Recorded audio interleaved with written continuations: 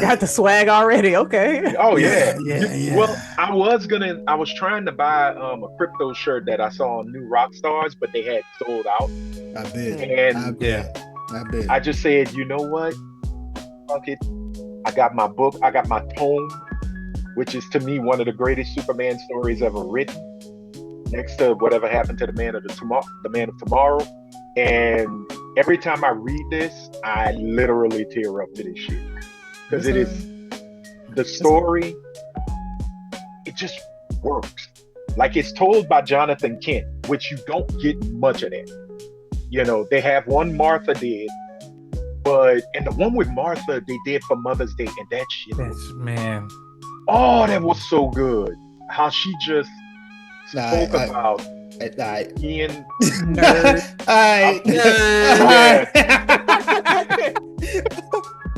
Oh, you hush, children. But y'all ready? Y'all don't know no better. Y'all need anything? Oh yeah, everybody yeah, good? yeah. All right, let's. Oh, yeah. How you guys doing? Good to see y'all. What's going on? Nice Yeah, to see same you, here, Mike. Mike. Nice to see you. Might have to bring you back for this one, brother. We seen you wilding.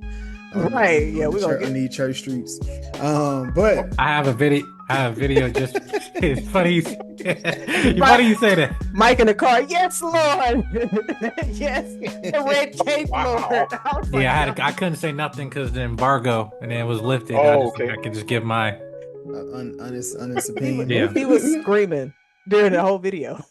Kryptonite Jesus has risen. I shall speak on his coming. But this is the Was It Oh, Good man. podcast, a podcast about movies and TV shows. I am one of your hosts. I am Jason. I am Jazz. And we are back this week, people, but we brought back two of our special guests, some of our friends. First, we're going to introduce the brother from the Talking Ish podcast, a podcast amongst friends. The super black, hold on, what did you say? Your friendly neighborhood super Negro. Yes, sir. Anthony, how you doing today, sir? I'm doing fine, good sir. How are you? I am feeling super, man. I'm stupendous. You know? I don't know if that's a superhero, but hey, look. It's not. It's not. Well. We have a man who dresses as a bat. Do you please, shameless plug, sir, let the people know where to find you and all that good stuff. Most definitely. I am 1/4 of Talking Ish, a podcast amongst friends. You can find us wherever you can hear podcasts, which means only two places, because I am a little lazy on getting us everywhere, podcast wise, audio wise. But you can check us out on Apple Podcasts and on Spotify. You can also see us and our three beautiful faces and mine on YouTube. Every Wednesday we drop a new episode. We have always been blessed to have Jazz and Jason. They are our cousins in pod, as well as Mike, who has come on, who has blessed us as well. So if you want to check us out and be a part of the conversation, hey, Talking Ish, a podcast amongst friends. It is a safe space for shit talking all the time. We appreciate that, good brother. We appreciate that. And also, we have Mike. Mike here this evening. How you doing today, sir? Doing good. No, thank you guys for having me. Miss y'all. Miss you as well. So please do your shameless plug, what you got going on, because I know you stay with something. Stay with something cooking over there. Oh yeah. So I'm Michael, Jedi Mike. I have my own YouTube channel, Jedi Mike 7, brought to you by Solo Media. Cover reviews, news, interviews with actors and directors from television, film, and all sorts of things and stuff. And my last interview I had was with Chewy Intelligent for with the Life of Chuck. And I been trying to. Last month I was on a break, whatever, because life was happening, and everything. Lost my job, got a new job, but they're paying $30,000 more. So I was like, yeah, I'm making money. And I got paid today. Amen. Amen. So yeah, Blessings. so it just I had priorities to Congratulations, take man. care of. Congratulations. Yeah. So all of this stuff worked out, but you guys came to me at the perfect time. So yeah, We gotta whenever we do the pod, Anthony, we gotta make sure we extend the invite to Mike, as well. I got wisdom for y'all from the younger perspective. I know I shaved my beard one time and it scared everybody on this panel, so it's just like, it's just like I shaved and all of a sudden the knees start hurting. Like, I look, the beard making look like I'm 10 years older than I actually am, but yeah, but anyway, yeah, I'm feeling super. Where are the fans at? Where your fans at? Oh, Where no. your fans at? I literally came my back goodness. home and like my wife had a song playing and then she's like, "What's going on?" And I'm just like, You look got like the my prayer son. fans. You like my son hitting this shit. But man, if you don't know, if you haven't guessed it, episode 162, we are talking about one of, if not the greatest comic book hero ever. The Now, archetype. I will say, oftentimes we speak. Allegedly. We can go that way. We can go that way with it. Listen. Let me cook. Look. Right. Look, man. He ready to Look. start. He ready to start. He Debate time. has one of the greatest stories. I'm gonna tell you why. I'm gonna tell you why. Let me cook. You are at the pot, sir. Get the stirring. Wait, what'd you say? I said one of the greatest stories. Okay. One of the greatest. Oh my God. And with this, I come with there are so many different variations of his story told by different people. That's why I chose to wear this man. There you don't get this. Actually, yes, that's actually funny that you have that shirt on for this film. I know, seriously, we'll get into it. I was like, yes. You don't Nerd get, alert. You don't get this man without the man here. You don't all these different there is 100 different variations of what he was supposed to be, but there's only one, and that's the one we're gonna talk about today. Superman. He's a part of that reason we get that guy on your shirt. Yes. I agree. But a very significant part. The story, but the story is the same. Let me just say the this. same. You're right. For people who are listening to this episode that aren't watching it, Jason, who is on your shirt?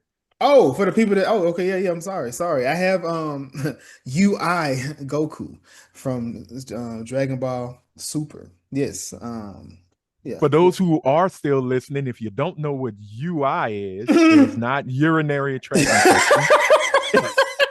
I mean, we just had a trial going on, and there's several people that had been going around here. You know what I mean?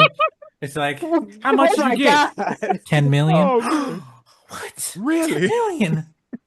Shit. No, but he's got Ultra Instinct Goku. Instinct Goku with the white guy, super god mode. But James, we are here to talk about Superman, a film written, directed by James Gunn. A lot of controversy this week. Around this film. I personally have said to everybody, we know what James Gunn is going to do when he writes a movie.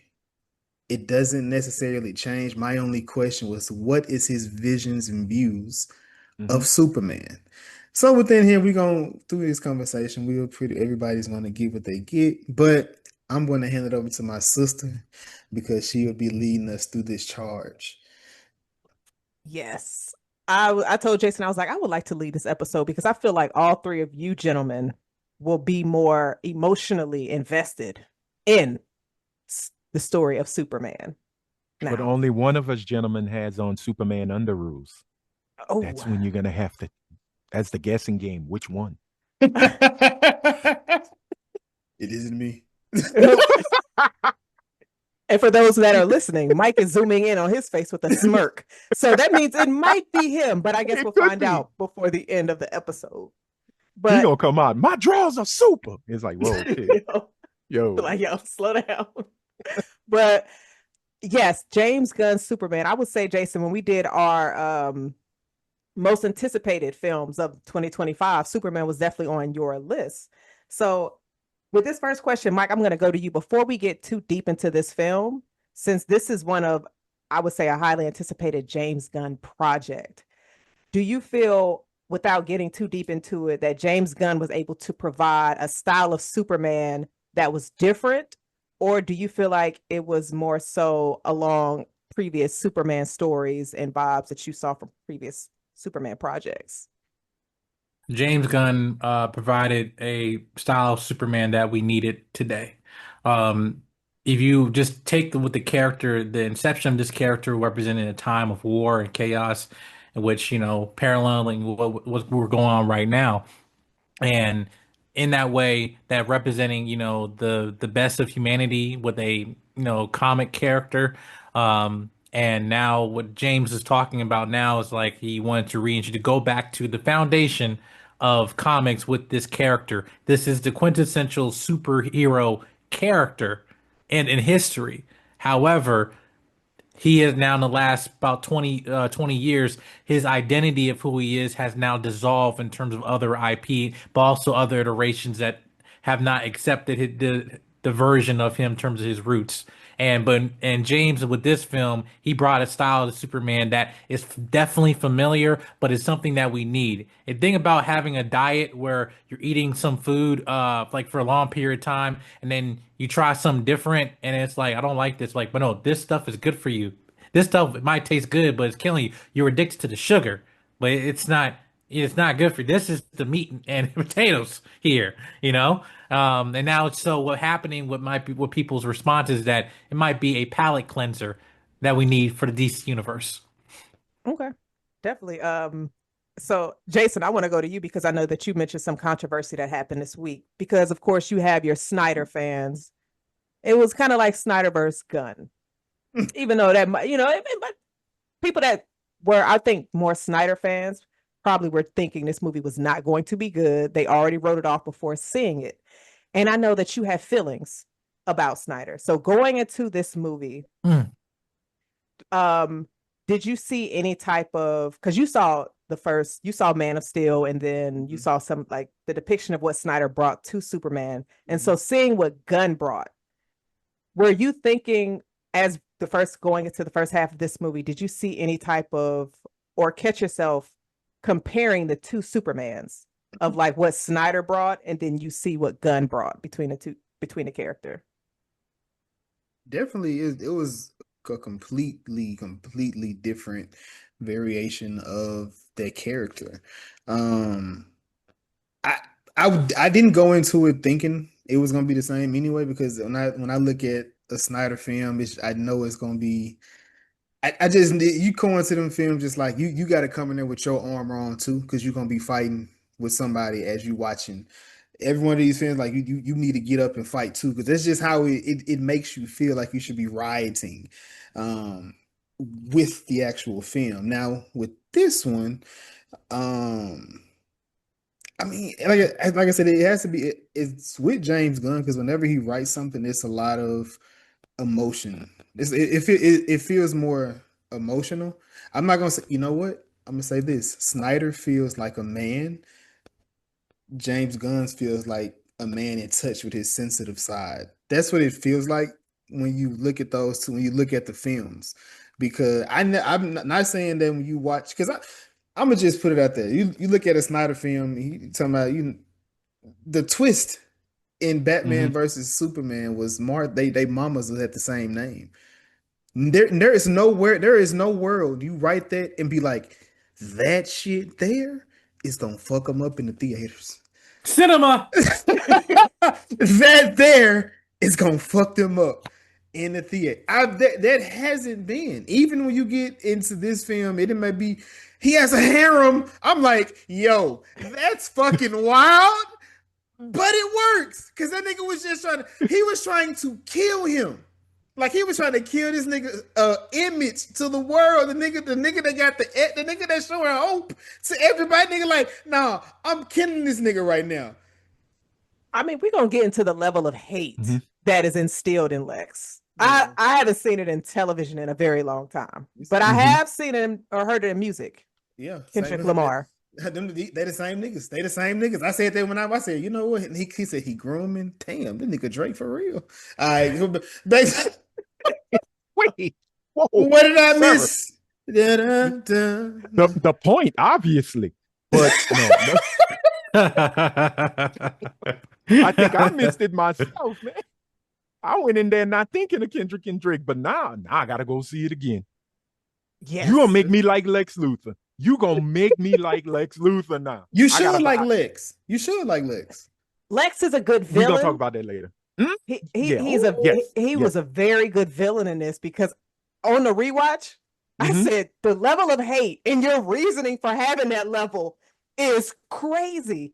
But realistically, Lex always hated Superman, but his reasoning, in my opinion, I was like, you don't really need to hate him for that. It's not like he killed your wife and kid, like other stories with people that have heroes that they hate.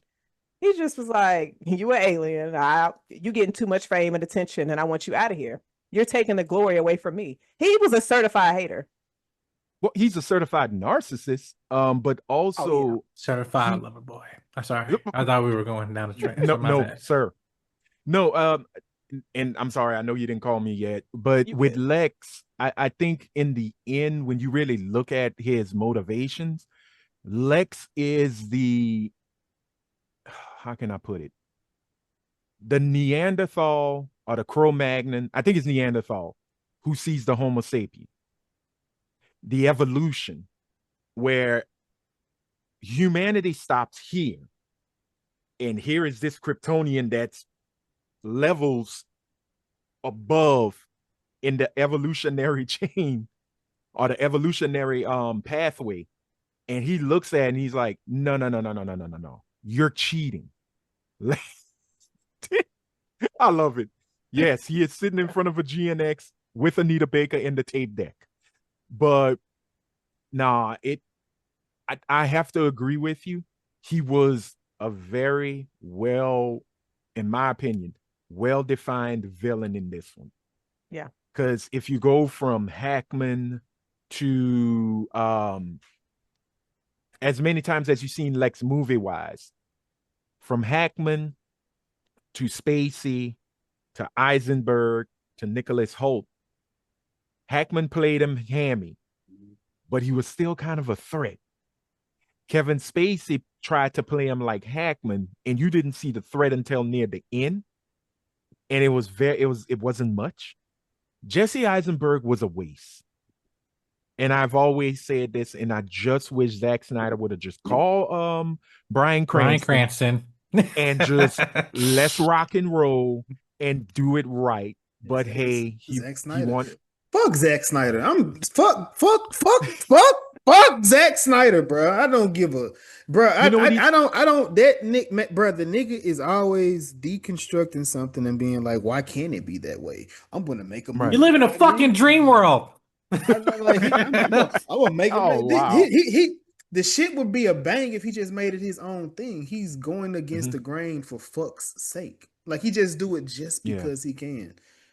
He broified the DC universe. He literally made a universe that every superhero would ask every villain and vice versa. Do you even live, bro? Because the way you look at Man of Steel, I get what he was trying to do. He was trying to take the New 52 story run where Superman wasn't always the chipper, chest out, ass out kind of superhero. He was that beacon of light that Jor-El sent them to, to Earth for, or whatever, however you want to use Jor-El's storyline. And he tried to make Superman more of a almost cynical in his way of wanting to help humanity. Like if you watch Man of Steel, Jonathan Kent is I get what Jonathan was trying to do. He's trying to save this kid from being a government experiment because he knows the evil that men do. He understands it. But what made Jonathan Kent, and the true inspiration of Clark is you're gonna become a man, and you're gonna have to make a decision. With the powers you were given, you are going to have to make that decision. My only thing is that I hope that what me and your mother did will help you and guide you in the right decision. It was almost like what a father would tell a son when it's time for the son to get kicked out of the nest, right? I just hope that you learn from me how to be, a good man.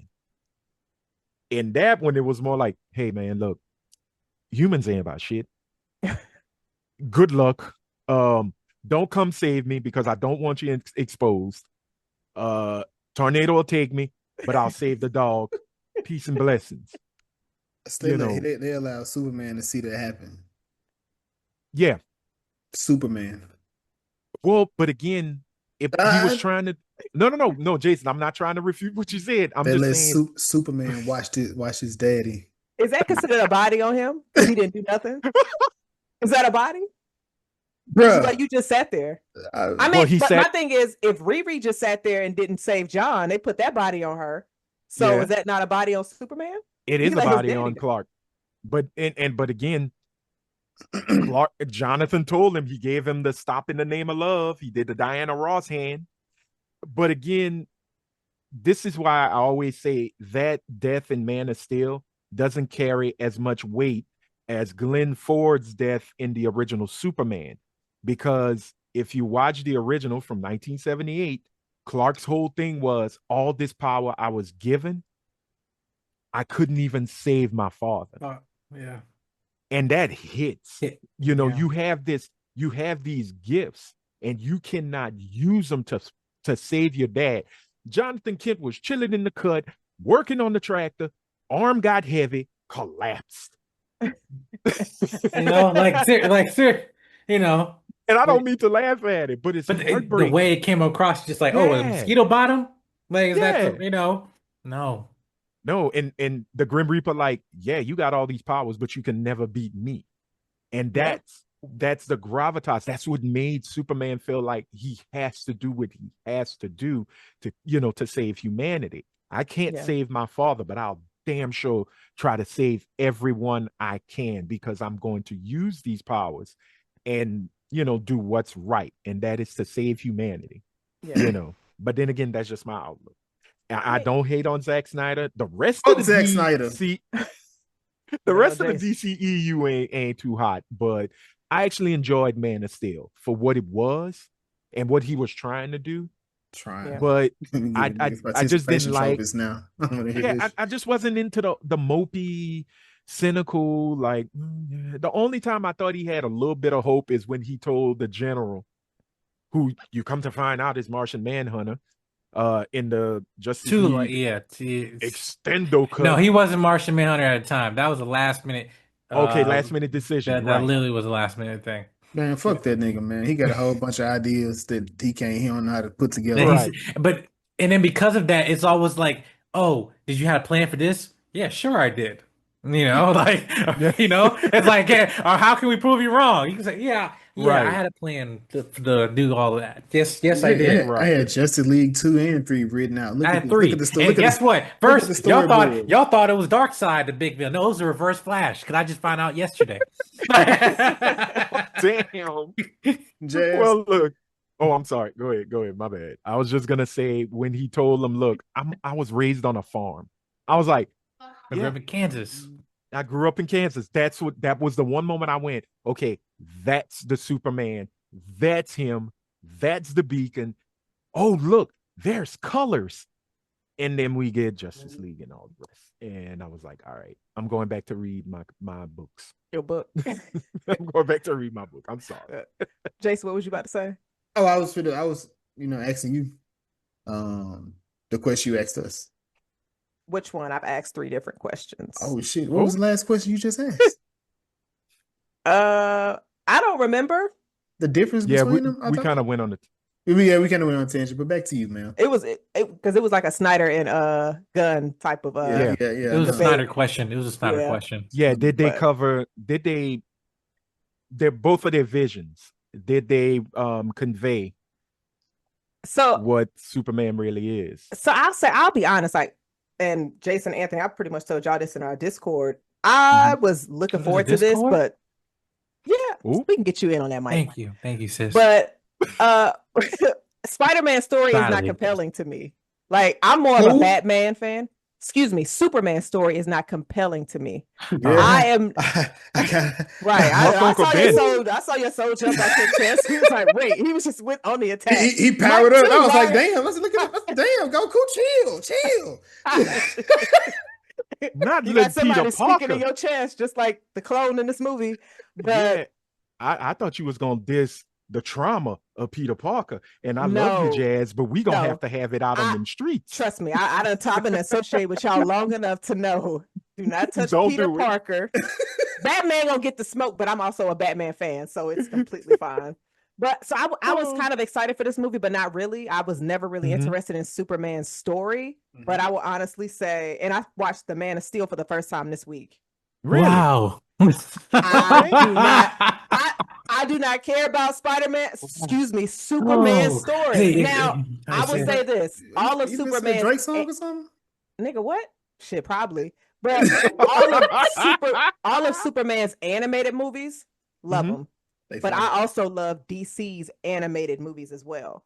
So, Yeah. but like live action, it's a little shaky. But I will say with this, Gunn made me enjoy his story.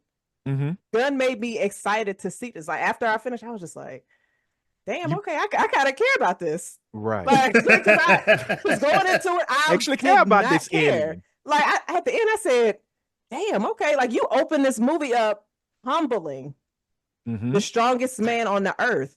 I'm Thank sorry. you. Come on. Thank 2 you. minutes Come in, on.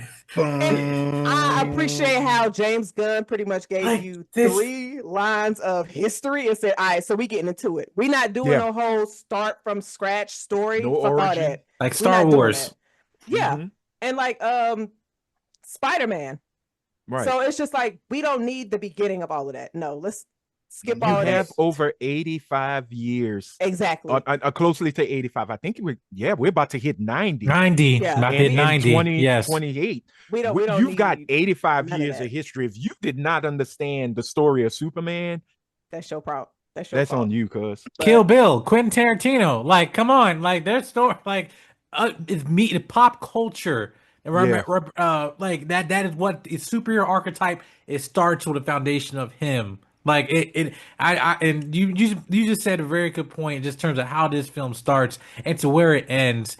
And again, it's not the comic. There's 2 fights you got to win. Now you got to win the comic audience, and then you got the big one, which is where the dollar's at, is the general going audience, right? Yeah. And that's the biggest thing. If just people just like or enjoyed this movie. If people are bored or tired, i.e., a Man of Steel and some, it's just like I rewatch all the movies. Like I was, I'm not even gonna say my age. How I was when Man of Steel came out, but Superman Returns. I remember 4. Superman Returns. But like, how was when that came out? I will 8. Got to be 8. probably 8. Probably 8. He's a child. I mean, I remember I got that one of those toys though. I remember though they had them at Walmart. But anyway, like Superman Returns. I'm watching all these movies and like, okay, you have good moments in here, but from start to finish, like there are moments where it's like, okay, I like this, but this was just boring as hell. I didn't even want to finish this movie. But then, if you look at cinematically, even critically, there has not been a well received both financially by critics or by audiences since the original Superman 2. Right? It was the first one, Richard Donner, and it was Superman 2. After that, every other Superman 3, oh, I didn't like it. Whatever. Superman 4, Request of Peace. No, I didn't like that. Superman Returns, boring. Didn't throw a punch. Man of Steel, he kills Zod. That's he's brooding, emo. They like all that stuff. BVS, if you can call it a Superman movie, whatever. But BVS is just Martha and we're in the we're in the infancy phase of the Homelander Omni-Man era, Right. and stuff like Yeah. that. Of evil Superman is cool. It was the Injustice era, and and I feel like that period, I feel kind of crippled people's palate of knowing who Superman is. So when you get the accurate version, it seems like, man, he seems whiny. Why he's so vulnerable? It's like, but for us, our foundation of what they do, just for a regular audience, like my wife, she like, I love this movie, and she was tearing up at the end, like she's like clapped, like yay, and it's like she don't watch cartoons, she don't know Creature Hmm. Commandos, none of that. But if this is just like, you enjoy this film, yes, I do. We won, we Yeah. won.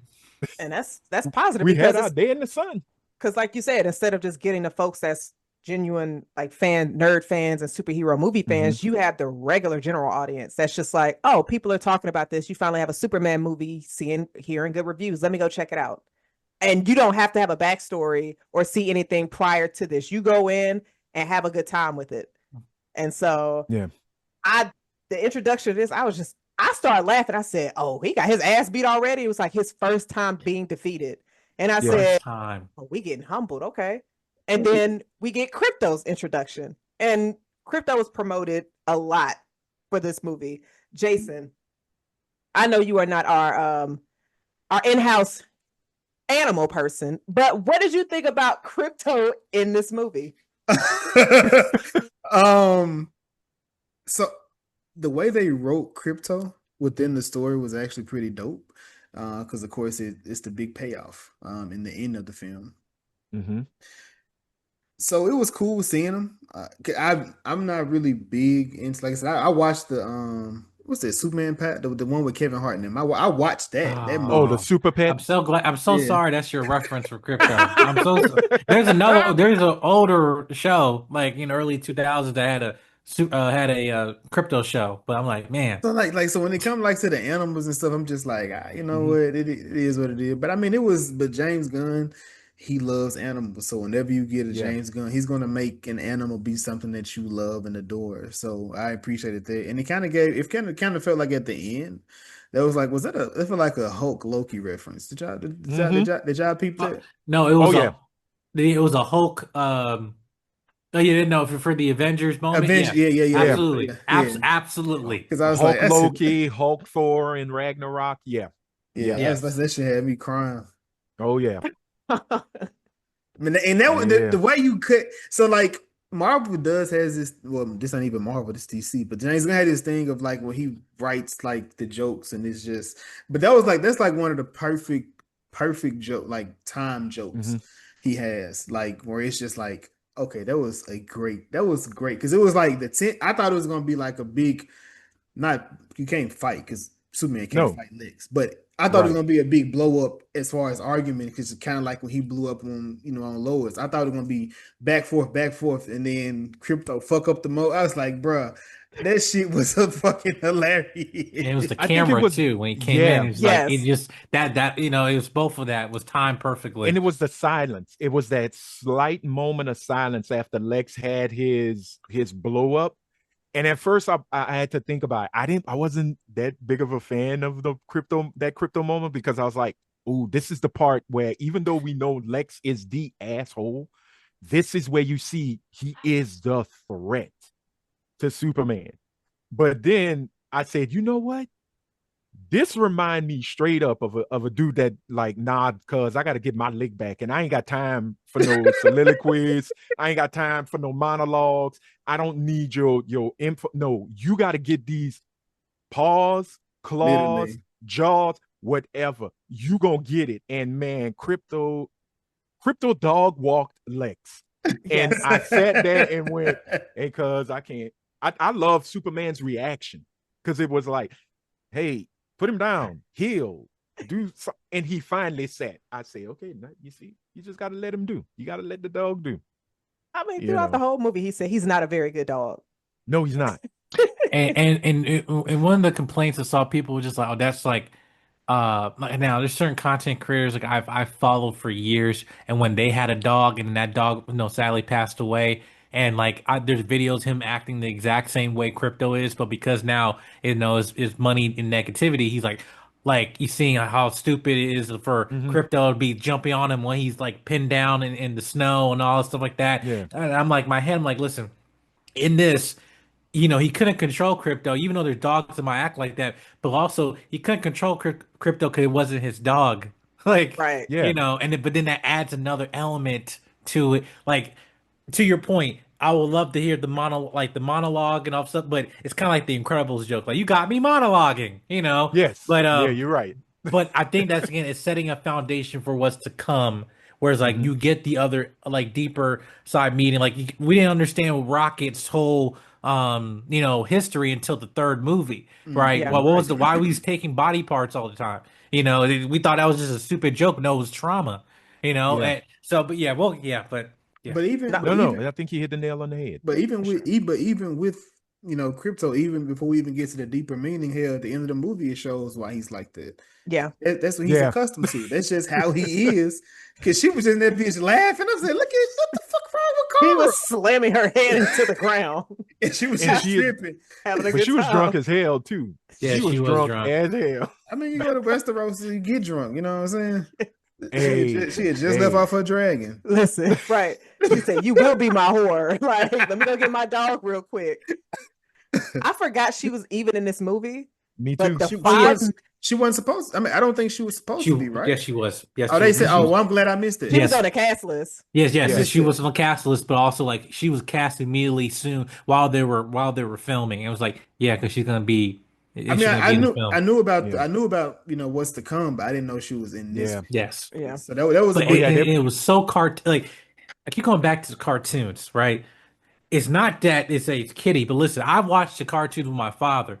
There are moments like there is some campy stuff in there, and there's also some serious stuff in there. I'll Very challenge campy. anybody any day of the week when you say there's not some dark episodes in any of the and in multiple series, static included, right? yeah, And I'm saying is that when you have all the other characters that pop in and then just randomly come like, yeah, this is our history. So we don't have to have, oh, wait, I have a cousin? No, I already knew she came in 2 years ago or something. She came in last week or something or whatever. She got her own suit now, right? We don't have to explain all of, wait, right, right. all this stuff like that. Yeah, but that's how they train the average moviegoer or just average viewer, where it's like, no, we're just gonna put this character in. We'll put Metamorpho. We'll put Miss Terrific. We have him a scene. Give him some. This is a character you never seen before or haven't Mhm. got that much representation. Now you're like, oh, that's interesting. I might want Miss Terrific show. Yeah. And W- yeah, so I think that's smart writing to have well, it but balanced. it's also to the fact of, as it said in the beginning, like Jazz, like, and Jazz is right. That's something we should be really excited for. James Gunn is like, there is no origin stories here. We are not doing it. Here's what it is. 300 years ago, 3 centuries ago, metahumans were introduced to the world. I'm thinking we getting Vandal It was Savage. Savage, I hope we get Vandal Savage, because you're not gonna tell me 300 years and Vandal's not there. That don't make no sense. You need Gods and Monsters. exactly. It's So we also know Dave Batista, Van that Savage, I can live with that. Hmm. right? But I love how, they said 30 years ago, they talk about Superman landing. 3 years ago, he introduced himself to the world. 3 hours ago or 3 minutes ago, he got his ass whooped. Right. And here's where we start. And I'm sitting there, and when, because we seen the scene, that was one of the first big scenes that they previewed for everybody that people got pissed about because it was all crypto, but it made sense. And it felt shorter than what they showed us, in that preview. Like it seemed like it moved a little faster. But Yes, what I love was the fact that this world is established now. Yes. Yes. Everybody knows everything. There is no, what's going on? Where did this come? What do you mean? No, no, no.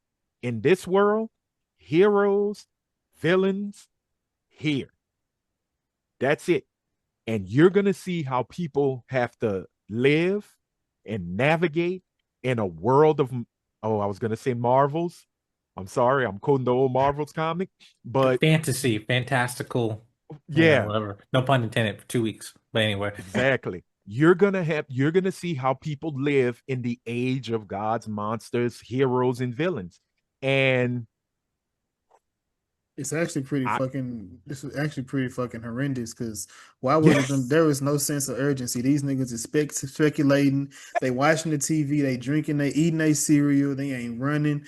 They just sitting here. I'm like, bro, y'all. So Superman has really made it really look good out here. For y'all to just yeah, think it's okay to watch a kaiju stand over the fucking world and like with fire. I mean, but yeah, that's the thing. the community was very slow. Was very slow with moving and reacting. I agree with you, because why are you still in the office building when there's a monster outside and you looking to see what happens? Because I was, Superman is there. You but know, the it's a dependency. I'm not, like no, trying to yet, jump, but it's a dependency on, oh yeah, well, let's watch the fireworks because we know the most powerful hero is going to pop up and save the day. Yes, a building's gonna fall on me, but at least I got to see Superman. but then also with them having that sense of dependence on him, Mm-hmm. the way that they switched on him, you throwing bottles at the most powerful man on Yeah. planet. Mm-hmm. And like I was just like, oh, so you just gonna throw a bottle in the back of his head? I Oh, that said, shit. It's damn. Drake. It's literally Drake. You're welcome, Jason.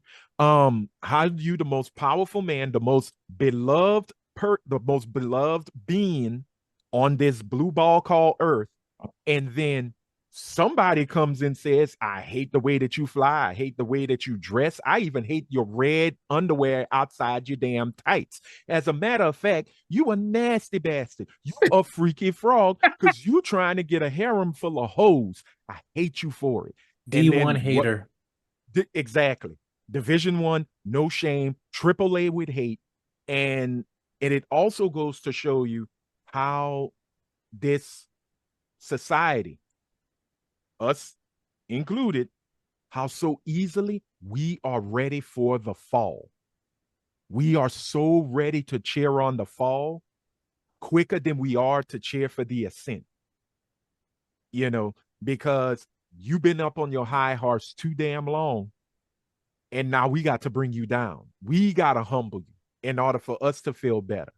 And it was so strange when you see the video, and you see Jor-El and Laura, and they're talking about, the love, and we love you like the heavens and da da da. Oh yeah, but look, these people we sending you to, they weak.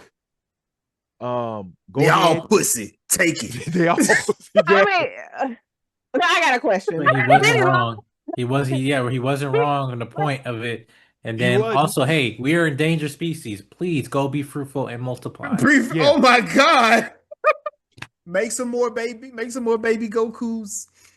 But also, I'm saying the Goku, like, yeah, we're sent here to be the rule over them, right? Like that's literally what the Goku, like, that's Omni-Man. literally. But also it sets up too, because in the future, when you have potentially, if you have other Kryptonians show up to be like, hey, we are going to preserve our race here, and I'm a general in this, of our species, and we're going to actually, 'cause this is our history, this is our foundation, what we do, Mm-hmm. and everything, and which solidifies, I'm just saying, going General Zod's and other like future Kryptonians, their mission, like, yeah, we're gonna claim and rule the earth because these are weak species. They are ants underneath my boots. Like, That is true. and then this is now also again, this has happened before, because if you guys watch Smallville, the exact same thing. Jor-El told the small Clark, and I think it was either season 2 of Smallville, hey, you're gonna. I've sent you here so you can be a ruler of the humanity. Because if you don't, they will live and die. They will go on and die because they don't know nothing. They don't know how to better than themselves and everything. They're stupid. But you have the powers to to rule them all and everything. Lead them to that whatever. That's it. That's an iteration happened Mm-hmm. before. This is not unnormal. This is just a version that we have seen before, but the first time we've seen cinematically. Right. Because it was in the Krypton series that was on Sci-Fi Channel, where they were scientists, explorers, but also conquerors and colonizers. Snyder gave it to us in a little bit in Man of Steel, but it was more of Soups is the Codex. We're just gonna take his DNA and then just clone, because that's what they were. Most of the Kryptonians Yes. were genetically modified. Modified. Here, Jor-El like, hey man, look, bust it wide open. Shoot up the club if you gotta. Take multiple Do what wives. you The gotta mom do. said it. The mom Yeah. said, take multiple wives. Do what you gotta do. But we gotta survive. Now, I think this is just me, because I looked at it more like, okay, this is social media. This is a deep fake in my mind. And that was the thing I loved about it, because now you have this question. Did Jor-El and Laura really want Superman to conquer? Or did Lex them find a way to really, get the public behind him to hate Superman? Yeah. Because And even just, with oh, I'm sorry, go ahead. no, I was gonna say, and to fear him as well. Yeah. Because they weren't, I mean, him trying to get a harem, okay. The conquering part is what probably concerned them. Him just, Right. all right, go get you a bunch of women. I don't think people was upset about that. They'd be like, okay, It was, I mean, but it was what you said, the conquering, but he said he grooming us. So he's doing Yeah. this to make so, us but feel. grooming is a flag word. You throw grooming out there, people gonna, That's they're what gonna get scared. So like, Yeah. Rex knew what he was doing when he said that. He said, Oh. no, why is he saving so many lives? He's grooming us to love him. And I'm like, Yeah. Bro Rex. said, Which wait a we see, minute. Exactly, we've seen that flag public word. figures before, like Dude. celebrities have done it too with their image. Yeah. Like he was in so many good movies. Why would he? No, and then have a full criminal enterprise under him. I'm sorry, Lex's superpower for this whole movie was gaslight. Oh God, yes. Oh, he was general gaslighter. He did not. You're gonna get these traumas, because he was not holding back, man. He was so quick with Damn. that video. Like, Yeah. you just busted up in his ice cave, Yep. destroyed his electronic robots, snatched up his Punched the dog, dog. right, and just took his technology, and you were able to get a video that he hadn't even seen fully because Right. it was broke or it Yep. was damaged during the crash, and then Mm-hmm. they were able to get the entire thing. I would have been pissed, like when Clark went into Lex's office and started destroying shit. I was upset with him at first because I'm like, okay, this is definitely gonna have him looking worse. But then I understood. And that was his first time even meeting Lex. Like, Lex Mhm. has been studying him for years and they've never met in person. That's a certified hater, that you have someone that hates you that much and you've never even interacted with them. His obsession became more like that's all it was. Like, you Yeah. are rich beyond many's beliefs, right? I'd say he's a billionaire. I think the two big billionaires, or three big billionaires in this universe right now, is Luther, Lord, and Stag. Those are the three. Yeah, Stag. Which hopefully Stag, we get a little bit of Clayface, but again, yeah. Oh yeah, and Mike Flanagan is doing that one. And Metamorpho is more with Stag than Clayface. Stag. My bad. Rupert Thorne is with Clayface. But again, you are what humanity aspires to be within society: rich, powerful, and white. You have the three biggest superpowers in this movie, right? And yet you feel diminished because you don't have the one thing that Superman has. So you troll the globe. You finally found a strand of hair. And when he said the strand of hair thing, I'm not gonna lie, I was like, oh my God, this is Nuclear Man all over again. But it worked. This worked with Ultraman, and I love that they brought in the engineer who's from the Authority. And now that they brought her in, the whole Wildstorm universe is gonna come through, and I'm like, okay, you know what? Let's do it. But yeah, Lex is he may be hate personified, but he is a human to the core. He is human. He is Twitter on crack, but in Yes. person. That's what he is. Like, what? I know He is that, the ultimate monkey at the keyboard. and Oh yeah. and what I was thinking that with God. the clone, the Mm-hmm. Ultraman, I thought, at first I would, that skipped over me at first when I first, and I didn't even think about that Mm-hmm. until the reason you can get inside the Fortress of Solitude. But then Yeah. then I started thinking like, damn, is this gonna be super, not super boy, but what's the other one? The other nigga? Kana? Bizarro. Bizarro? No, not that nigga neither. Which But one? that's who Oh, it you is, mean the bro. That's Eradicator? what. No, what's the other Superman? Like the kid though. He can't. Superboy. Superboy. Superboy. Oh, it is Superboy. No, Okay, no, yeah. because no, the thing with this, and again, this is in the future. This is again possibilities. Now, Mm-hmm. whenever Lex get out of prison and people are like, okay, yeah, you fine now, whatever, but Superman's still scheming. Is that then if they go down this route because it, I don't know. There's certain comics where you really don't see have Kara and Connor Superboy together. Like you really don't see the clone and Lex Luthor like Superboy and Kara at the same time. It either the son is the Superboy is a Jonathan Kent, their Right. son Lois is and Clark's son, and then you Mhm. have Kara. Not we have Superboy Connor Kent, and we also have Right. Kara. They gotta pick one another. They could do something. They can it'd be different, but with this, Mhm. the fact that they took the strand of hair and then you have to pay attention to the lines. He said not only as a clone, what comes with clones that he is dumber than you, Right. right? Because he That's didn't speak Bizarro. nothing, yeah, at all. But then also the fact that in the pocket dimension that he had was a bunch of cubes, and he went into a Yes. black hole A again. Trey. But here's the thing: the average moviegoer is not ready for Bizarro because that's No. like, wait, alternate, parallel, like what? But if motherfucker go into a black hole, Yep. that's yeah. You basically you already set the stage there, and the I fact of said, like at the end, him beating him and being stronger, like that's Yeah. part of the character. And setting scenes like, oh yeah, he's in the black hole. He's not dead, but like yeah, he's out. But also when you think about it, him being stronger, it's really just him with no how can I put it?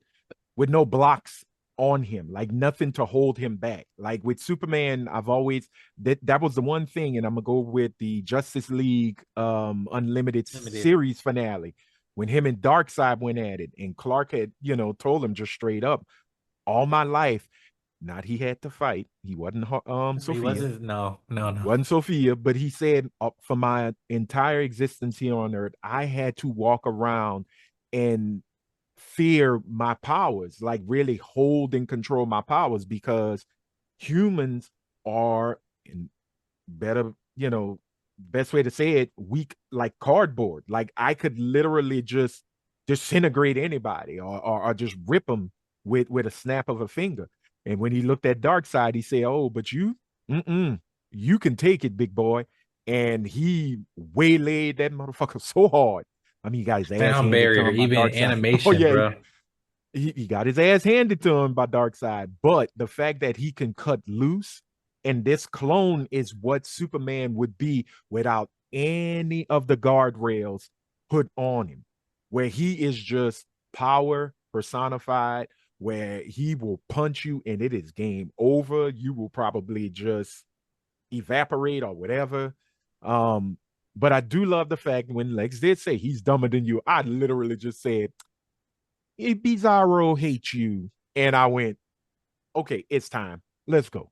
Because we've never had Bizarro in a feature. We've had him on television and damn near well done. Yes, But yes, bro. Come sadly, on.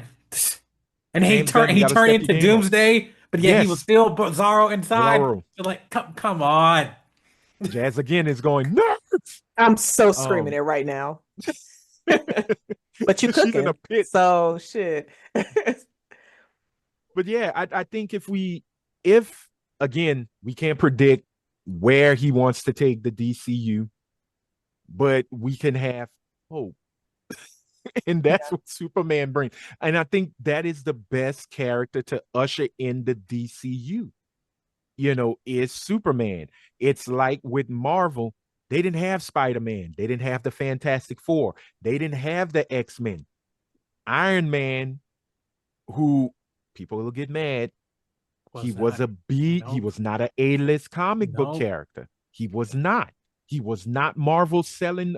He was not the poster boy from Marvel. Nope.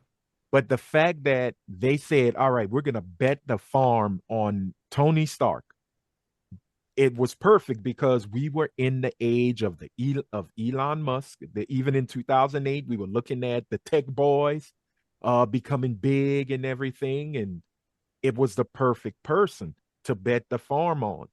But with DC, you really only have two. Some people will say three of the Blessed Trinity, but it's really two your universe is birthed on, and that's Superman and Batman. And it's no Yeah. diss to Wonder Woman because Wonder Woman is awesome. I love Wonder Woman comics, but it's those two.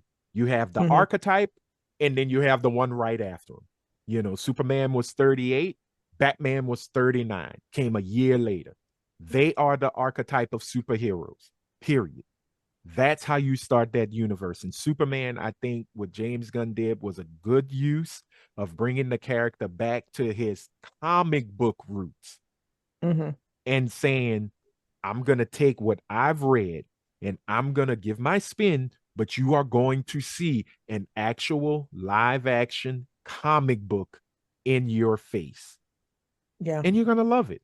And he stepped back. He didn't do absolute cinema or anything. He just said, "No, I'm a kid in a candy store. No, I'm a kid in a comic book shop, and I'm going for it. Yep. They've given me the keys to the kingdom, and I'm going for it." And I think And he did pretty damn well. I definitely agree with you. But I would like to pivot to Lois and Mm-hmm. Clark and their relationship in this. Mike, I'm gonna go to you. What was your thoughts with their relationship in this movie? And did you have a favorite scene of them together? Because we definitely got a few. So let me know what you got. First off, Rachel being cast, like I was more excited for that than the actual Superman and Lex Luthor casting. That Mm-hmm. was the perfect casting. If you haven't seen her, and I forgot what the show that she was on Amazon Prime. But like I think she got the show got nominated for Emmy, whatever I believe. But where she plays a comedian in the 50s or 60s or something like that. Oh, the incredible Miss Maisel. There you Miss go. Maisel? Mm. Miss Yes, Maisel? Miss Miss Maisel, Maisel? right. Yeah. And a very snarky, very that, but like it was just that was the perfect. I already knew she was gonna do it. But then again, Superman, and I'm gonna go. It goes to Lois. Superman is a popular character in DC Comics, but cinematically, he's not been a great movie character. He's Mm-hmm. great on television, and that includes Lois Lane. Because how many the shows we gotten? Smallville, Lois and Clark. We now have Mm-hmm. Superman and Lois, right? Which I thought recently, again, they done a beautiful job. But like, really, I want to go on Superman and Lois because like that's two different versions of people like of these characters in their arc of who these characters are. Those are parents. These are people that just been talking to in 3 months. But it's so beautiful to see that in 3 months, but still have amazing chemistry compared to what we got with Man of Steel. I'm sorry, Amy Adams was a mediocre Lois Lane. I don't give a damn. She auditioned 3 times. She auditioned for Superman Returns, didn't get it. She's auditioned for other, didn't no, she didn't get it. Now she got this one. No, you lucky she got it. No, but I'm sorry, she's mediocre. And Nigga, I'm Zack not trying to Snyder, say that man. because she's a ginger and Lois Lane is brunette and all. I'm not trying to be a Pierce, but I'm sorry. No, no. That the scene of of her interviewing Superman goes back to the original Richard Donner Superman of Lois interviewing Superman and saying I spent the night with Superman, when Mm-hmm. interviewing him and everything. But in this day and age of journalism with news, media, and everything, that she challenged his BS, and even she even called it when saying like, "Listen, you're being naive right now. Like, you're not being honest in his answers. Like, but like, like, come on, that's when that super shit that bothers me. And it's like, how you think you're doing? I think I'm doing very well. And like and it's like I'm married. I am married. I'm like my anniversary next Tuesday. 2 years being married, right? And I'm just like, this Happy is like, anniversary. thank you. And it's like this is like you've seen early stages of these people. Like, we know they're destined to be together. We know who they are. But like seeing even challenges like, oh, this is why I don't do relationships well. You know, And then he walks out like, wait, what do you mean? It's like, I just don't do this very well. Well, a lot of us don't do it very well. We just do the best we can. Yeah. Oh, you know. But it's just like, and I just thought that really the interview scene really solidified. Oh, I'm going to love this. But not only with the other characters, but Superman and Lois is a very popular relationship in comics. But for me, as a DC fan, where the comics, but really going to animation here, is that I already see the foundation. I would love to see how these characters are going to mature in these roles. Not just talking about them aging, getting older. How these characters are going to evolve with other events and other things going on in their life. When they do cover the death of Superman or whatever, this feels earned. Like, if you do that, I'm not saying don't do it in the second movie where I've been there, done that, wherever, right? But I'm saying when we're seeing arcs, when we remember as famous Superman comic arcs, whatever that involve Lois Lane stuff, is like I would love to see how these characters evolve to get to that point. But I'm sticking along with the journey because I see great personality with both these characters. And again, with DC, just like with Marvel, what we like Marvel one because they made these people relatable, and again, they just focus on dialogue. The shawarma scene, as much as it was a joke, it gave you a lot of sense of like this is just who these characters are, and then it actually humanizes them. When we're watching Superman and Lois having a conversation, and you're seeing interdimensional imp on the side, and now I'm the comic reader. My wife like, wait, what is that? Like, don't even worry about it. It's like, and then he'll explain it. It's like, hey, that's interdimensional imp. Like they'll take care of it. That had me rolling. Right, but we have never. I don't know. We're on our 23rd or I don't know how many 30th something Marvel film at this point, or going to Phase 6.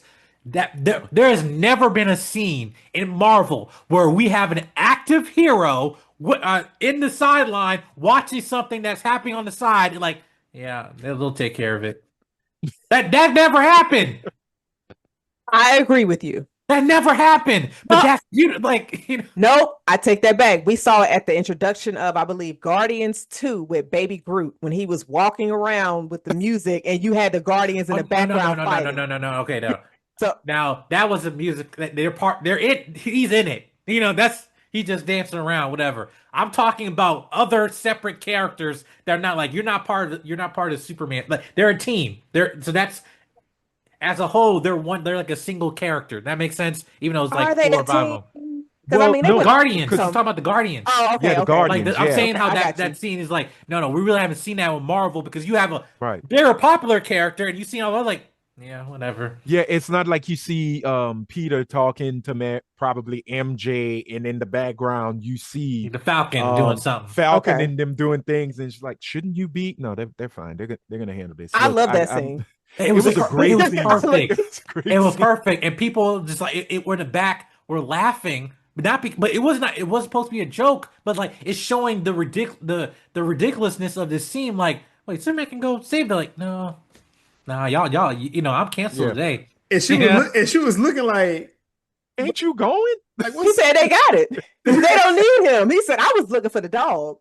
No, he didn't even say. He said, "No, this is good." Yeah, this but that was those Coco. Yeah, right. But like answer your question, like those two scenes specifically, and then even though at the end it was cliche, whatever, that she come in the back and then she turns around, give him a kiss, and they stupid. But that's Spider-Man 2 vibes, man. What Mary Jane, the wedding dress, he's at the front door and everything, and then duty calls, you give him a kiss, but then to hear the cops, the sirens, like, oh, I gotta go get him, Tiger. But if it's cliche as hell, but we love it, damn it. But it's fire because they flying, they kissing, and all that good stuff. It's like, but I know, but in that scene with the interview, I seen he cussed her out in real life, which threw me off. With because out of all the Superman films that we have seen, Superman has never cussed. And I mean never cussed. And when he said, "What's the super shit?" And I'm like, sir, and that was the moment I was waiting for Steve Rogers to come in and go, language. Like he was gonna break dimensions. He was going into the multiverse and go into the DC universe and look Clark in his eye and say, "Sir, language." And then zoop right back to the MCU. But that was just me. But it made him feel, but you know what? That's the humanity he's gained, Why are you on me when I am trying to do right? I am trying. People are going to die. And at first, I was waiting for Lois to do a Rico and say, look, man, niggas get shot every day, B. You gonna be all right? And it's like, whoa. But you see, even though he is an alien, he is more human than he is alien. He is an earthling. He is an earthling by way of Krypton, but he does not have Kryptonian. He doesn't have Kryptonian culture, even though he has the Fortress of Solitude and all the stuff, all the little trappings. He is a earthling. He's from Kansas. No matter what, he really is a small town farm boy. And to see him get frustrated, and Lois being that really that journalist. You asked for it, and I'm gonna give it to you. You're right. And so she pretty much treated you how she would treat anybody else during the interview, even if she's just like, if you were just Superman, these are the questions that I would ask. This is the kind of journalism I want to see go after the president and the administration.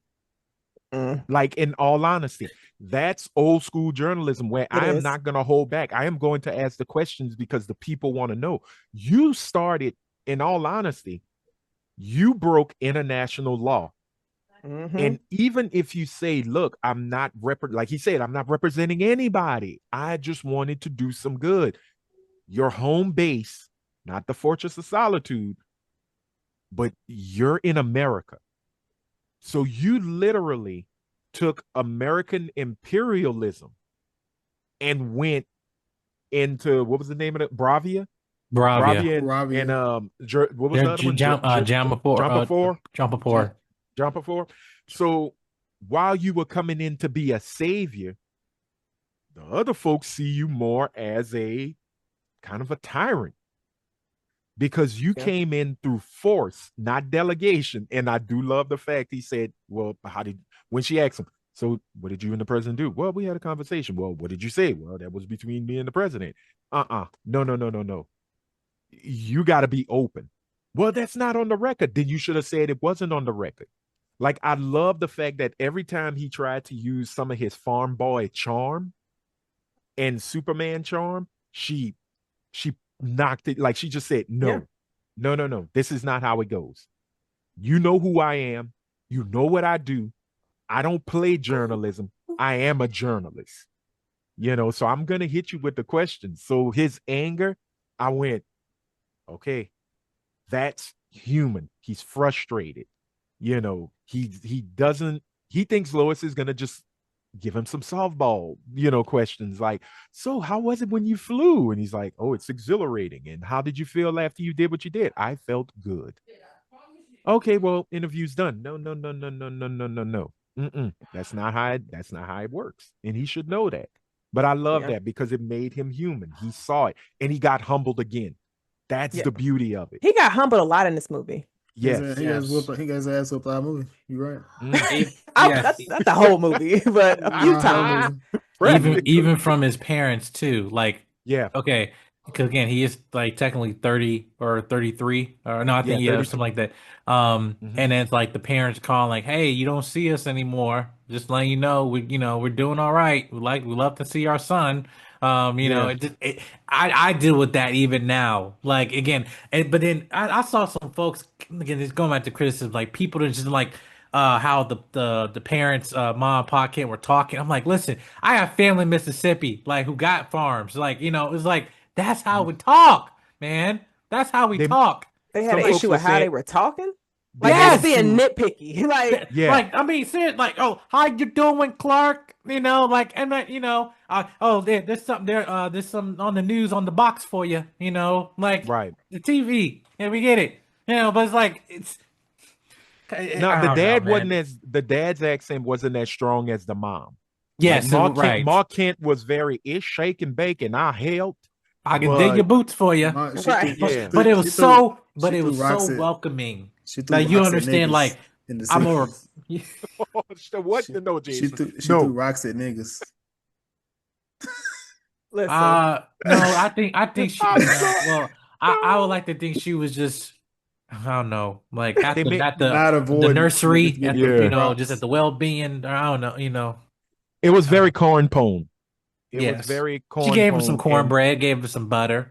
You yeah, know, and the thing is that look, it's all interpretation. Are we gonna get what Richard Donner had with I can't remember who played Mark Kent, but I always remember Glenn Ford because he's one of my favorite actors. But you didn't get that, or would you get what we had with John Snyder and Annette O'Toole in too, Smallville? Bill. Um, no, or even Diane Lane in Man of Steel. Because Diane Lane wasn't Yeah. very country or very farming, But but she was great, by the way. I she mean, was it just great. She was amazing. But again, this is an interpretation of 1930s, 40s Superman, in all honesty, where Ma and Paul might sound a little bit like this. Louis, that That's Lou, that That little Luann's twanging. me, Yeah. probably Luann.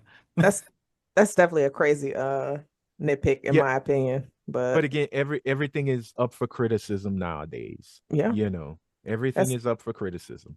that's definitely So true. But we haven't talked about the Justice Gang Gang, yet. gang, Like, gang, it's not gang. confirmed. It's not confirmed yet. Right. It's the hey gang, man, gang, gang, gang. I Jason, was oh, I'm sorry. sorry, but Jason, did you enjoy the Justice Gang? I enjoyed Mr. Terrific. Definitely enjoyed Mr. Terrific. A lot better representation or a better adaptation than Curtis in Arrow in the Arrowverse. Yes. I'm still they never explain why he get these braids after coming from a nappy fro at that to braids. They never explained it. Oh wow. Guy was hilarious. Yes. Oh yeah. So whenever we bring out the Lantern show next year, that's gonna be funny seeing him interact with Hal and John. Aaron. and John Stewart. And John Stewart. Not Aaron. This nigga said Aaron. No. Oh, Yes, I just said his real name. Look, at least she said his real name. She didn't call him Mufasa. Give her a Exactly. Thank you, Give her a Anthony. moment. So seeing them three interact, I can't wait to see how that's going to be because you can already see he's an asshole already. We see that as he is in the comics, which I sat there and I went, "Yep, perfect casting." Perfect. It was perfect. Nathan There could have been Fillion other was actors born to for play that. him. Like, I mean, Chris Pratt could have done a good. Woo! No, sir. No, God, no. Listen. You mean tell me that Chris Pratt could not have done a good Guy Gardner? I don't think it would have been as good. Because here's the thing: Nathan Fillion actually he voiced Hal Jordan before, in animation. So he done Hal before. I'm just saying, other James Gunn affiliates. I'm like, clearly thinking, you think Chris. The perfect casting is Sean Gunn, but we're gonna get to that. We're gonna get to Sean Gunn. We're gonna get to Sean Gunn. Perfect. You want feeling that? I know Maxwell Lord. That ain't Maxwell Lord, man. that is. But hey, let's be honest. Neither was Pedro Pascal. Oh, So, life could be good, but it could be worse. Exactly. So, I think Sean Gunn's, and I know y'all want to get to it. I think it's more of not the Justice League comics. You remember when Guy and all of them was in there? There was no Superman, Batman, Wonder Woman, no Flash. It was just a bunch of really C and D list. Booster Gold, Blue Beetle.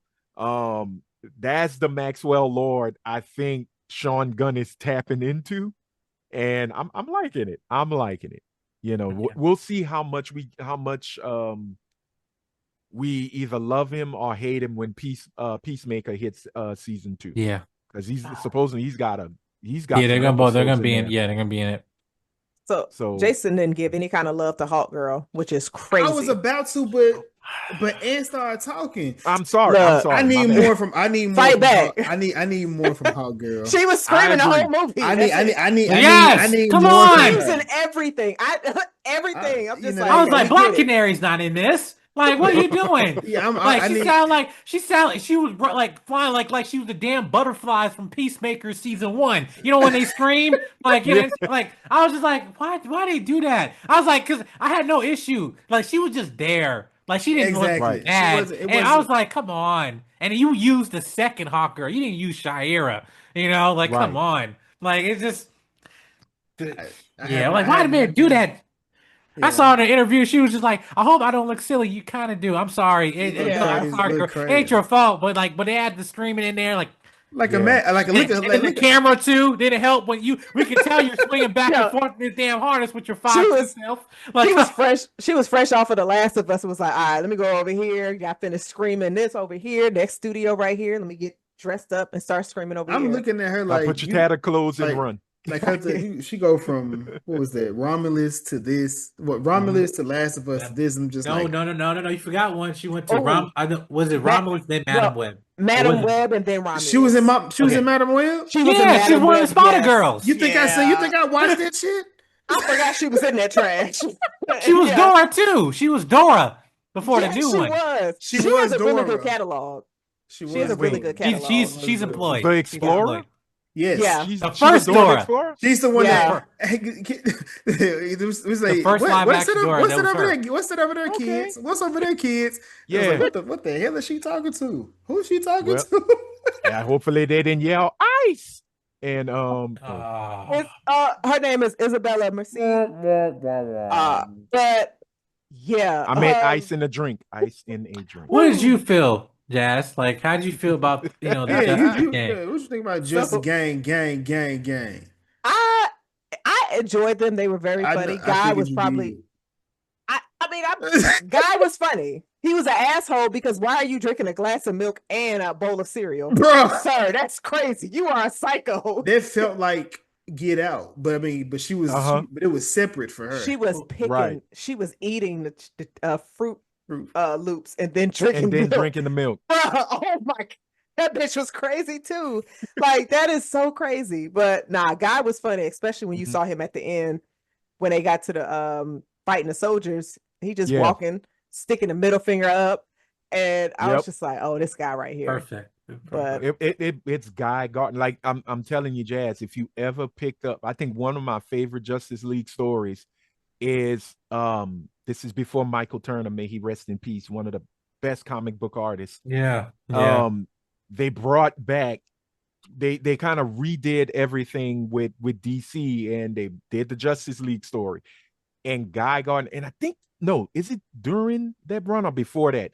Guy meets Batman for the first time and talking top shit. I mean, who is you? You dressed as a Batman. I'm oh, I hear you're so fast. I bet you're not faster than me, because the whole thing with the ring is it works on the constructs work on willpower. So it's thought. So, the brain moves, thoughts move faster than a man. Before he could even think, Batman lit him up. Punch And him everybody's first. just like, yeah, that's why he's Batman. shouldn't have been talking shit. Shouldn't have been talking shit. In this world, that would exist, and I think Right. that's going to happen. Like Yeah. that's Yeah, this Batman guy just gonna knew- get that lit. I just knew Guy was gonna be dead by the end of this movie, though. Oh no, Yeah, No. I ain't I seen thought none that- of them dying. I thought that nigga was gonna be dead. no. He's reckless. He's reckless as hell. And that's the thing. That's what made him, which I still don't understand how he became a Green Lantern. Like, even reading his origin, like, dog, how did you get it? How did you get this job? Sometimes the fearless are cocky. Look at Puss in Boots. Yeah, that's true. But also, the Green Lantern Corps is a bunch of cops. So it kind of makes sense. He is funny. that. Yeah, it makes sense. So yeah. I didn't like how he said the vow. Why did he just say the oath? But that's nitpicking, Right. Like, can you just say the oath? Like, why are you saying a vow? It's not a vow. Vow, It's the oath. it's oath. It's the oath. And Is I that what love you his said when you reason. watched it? He was like, "Why are you saying the wrong words, Nick?" Yeah, that's what I'm saying. I was like, oh man, it's just like this is like if this the purest of me. I'm like, oh, why'd you do that Right. shit, man? No, this. But I do love how they catch him on everything. Yeah, every time he says he doesn't want to do it, it's because the vow. Oh, I don't want to do this. That's because of the vow. I don't want to go here because Did it's the he? vow.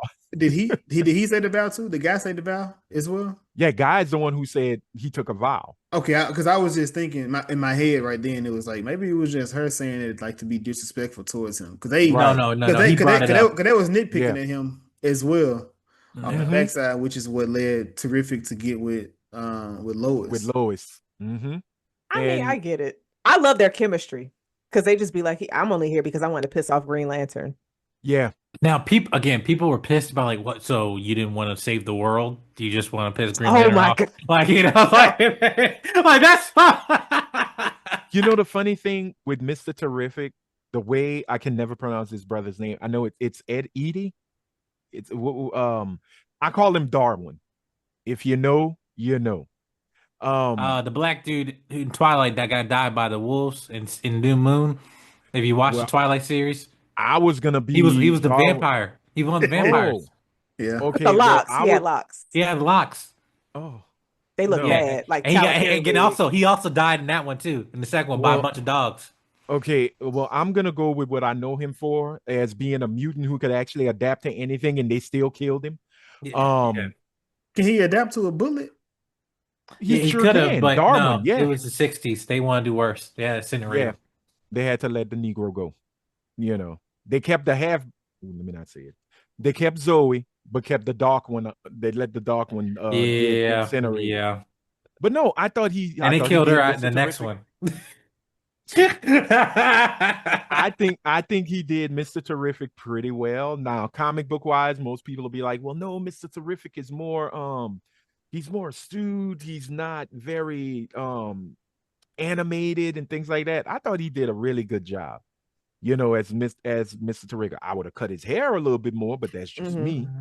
Come on, man. Come Because on. come on, y'all don't know how to do tickle Come for AIDS. Give on. him But they gave something. him an edge up. on. No, to edge him up, man. Come Just on. edge- But he, I'm like, listen. but he feels like a '70s cartoon character. He Shaft. does. He does. So He that's does. why because he had the box. All it felt like he said, just like Right. somebody from the '70s who But Jason, was then up to date. bring in Black Vulcan from the fucking Super Friends. If we're gonna do it, then do it. But if you Right. look at Mr. Terrific got a fade, bro.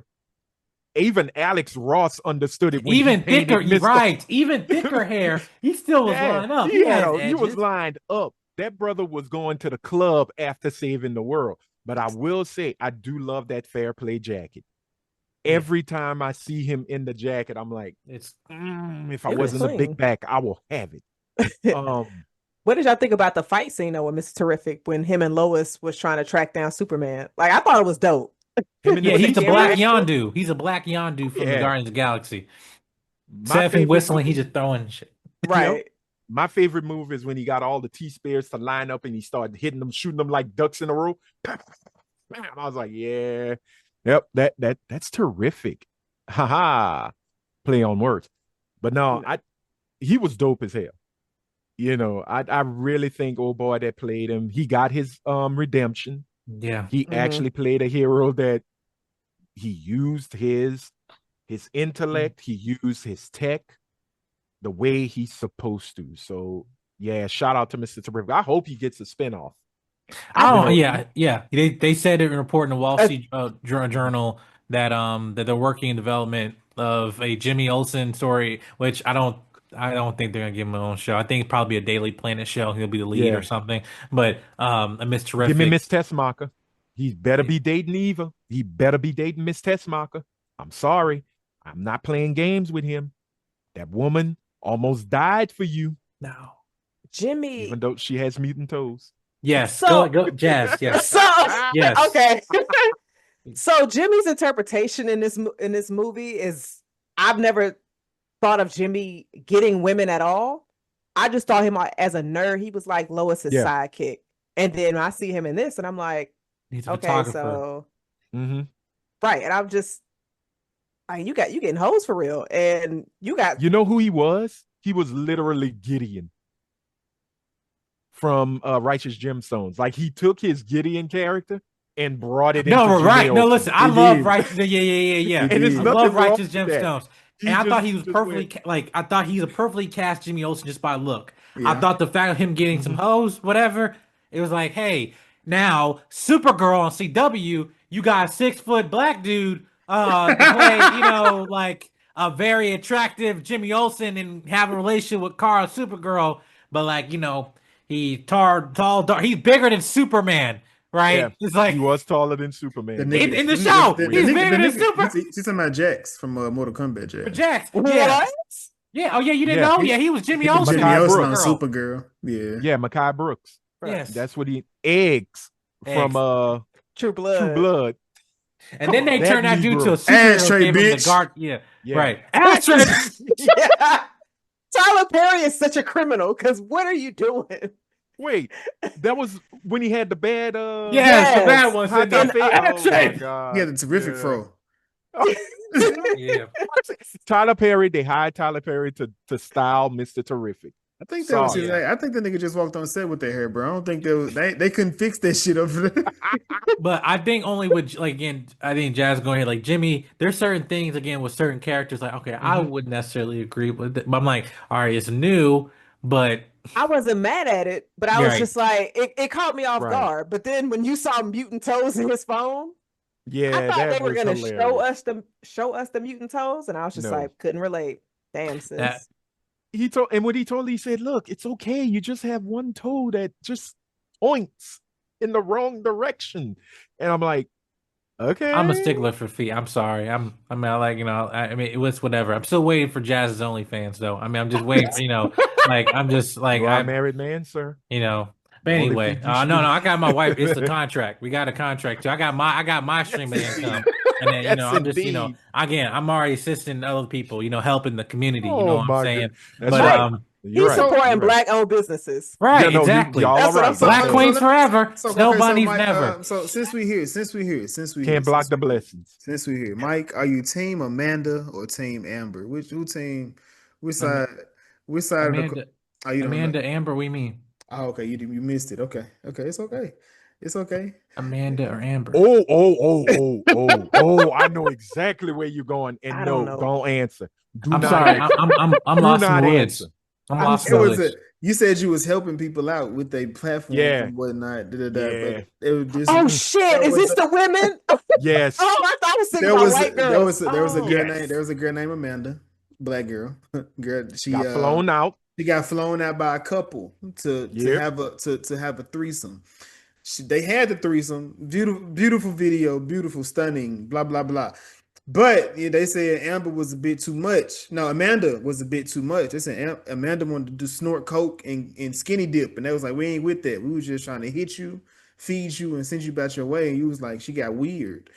So yeah, it's been a lot has come out from that Look. story. The young lady said, "Look, the new Clips album was coming out. I gotta get. I'm hyped. I'm hyped. I got my Bobby Brown jaw ready. Let's do this." And the couple was like, "Look, like Jason said, we want to wine you, dine you. At the end of the night, get behind you and scoot you along I don't know about back get on your behind. Southwest." That was Well, I didn't- that was kissing. Now, okay, I have going back to the movie. Yes. Jazz, I actually have a question for you. Thank Because one of my friends who actually hated the movie, he's saying that he has an issue with James Gunn what he does with female characters. Now, there's other critics that even though they like the movie, there's some things that they kind of go overboard in terms of like messaging and certain character choices, whatever. How did you feel about the female characters? Because, like, for example, Tess Macker and I think what's her name, Cat Grant or whatever. Yeah, Cat Yes. Grant. Those characters again, like Cat, she had like her boobs out, whatever. Tess was just very sexual, dumb blonde, whatever. And some people are like, I do not like how he sexualized a lot of female characters, even like when it comes to like the bride in Creature Commandos. Like he didn't like what they did with her with the Frankenstein, whatever. Like they didn't. But I'm asking you, cause my wife, I told her like she didn't like. I don't care. Like this is a comic movie. This is like it's. I was asking what's your opinion on the female that because I mean it didn't bother me, but I see it. And it could turn off some people, but I just. So I'm probably on the same boat as your wife. I personally didn't care, but I also didn't see myself in these women either. So that might be the disconnect that I have from them. And I will also say the bride from Creature Commandos, we know the reasoning as to why she was created. So her visually looking the way that she did made sense, because I don't think anybody's going to create a woman that's a creature that looks like a nun. I mean, let's be honest, men are going to be men. And that, especially in that type of situation. Nuns behind something. Who? Anyway. But I didn't see an issue with or see, because I feel like the kind of image he was trying to portray in these women matched the kind of personalities that they were delivering their characters. None of them seem like, outside of Lois, strong-willed women. You have one that's dating Lex Luthor. She was a dumb blonde. I mean, stereotypically, you have dumb blondes have a certain look. You know what I mean? So I didn't see an issue with it. I guess if James Gunn has any kind of black women in his projects, then I can see how he depicts Peacemaker. I haven't seen it. Danielle Brooks and Viola Davis. Yeah, I haven't seen it, but I will say Viola Davis, this project, seeing Peacemaker show up in that 2-minute cameo, Jason's gonna be like 2.5 minutes. I missed him. Really? Yeah, I didn't see Cena in this. He hates John Cena. We no, because you can't see me. Come on, man. Keep up. Keep up. I also don't watch wrestling. You don't have to watch you don't have to watch wrestling for that. But anyway, so I'm definitely gonna watch the Peacemaker series, and then I could probably follow back up with your question. But like as of right now, I didn't have any kind of. Were they upset on how he did Steve Lombard? Okay, I was just listen. No, this is the thing. I understand where they're coming from, but like even then, they didn't like how. Well, one, even like the harem comment on Superman, like why do you gotta sexualize that he got procreate and all that stuff, or on Lex Luthor, why he's like holding a prison for his ex-girlfriends, like that's evil. I'm like, yeah, he's the villain. Like that Grace Randolph, said that. And I was like, really? He's a villain. And people in the comment section, so you're mad that villains do bad things? Like you're just nitpicking and finding an issue, because you have somebody that has a pocket dimension with cells in it and just throwing people in there. It's not just him. Luthor even said other powerful people throw in folks in there just so they can get missing until they figure out what they want to do with it. Somebody with that kind of power, I'll be honest with you. If I had a pocket dimension, I would probably throw a few niggas in there like, yeah, let me go ahead and throw you in there. I would. Oh, hell yeah. And then I go down, talk shit, and just come back home. So you mean to tell me if you had a pocket dimension with like cells, you wouldn't? Oh, shit, I would. Jason shaking his head like, no.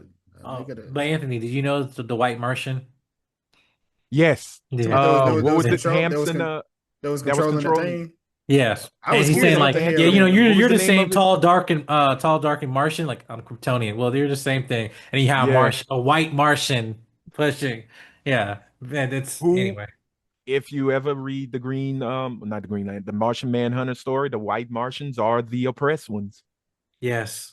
Yeah. So yes, they did that in. Was it Supergirl? They did that in. Yeah. Yeah. They did in Supergirl. Well, they kind of did the Justice League cartoons. They did it all Martian. Yeah.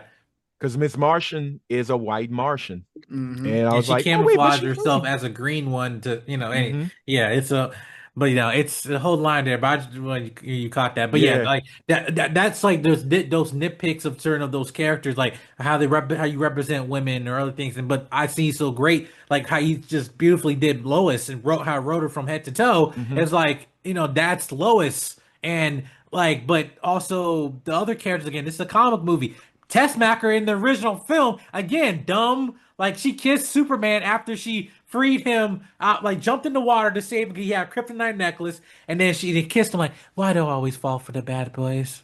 What did they say about Hawk Girl? Because she wasn't sexualized in this. I'm like, stop being nitpicky on certain characters when it's just like, well, how did all the women look? Because...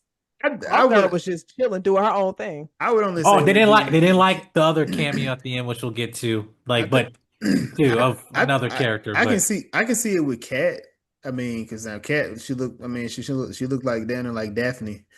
From Well, Scooby Doo. but Cat Grant is a gossip columnist. That was her whole shtick in some of the comics. Then they moved her into an actual serious journalist slash TV show, Show. TV Yes. news Mhm. anchor.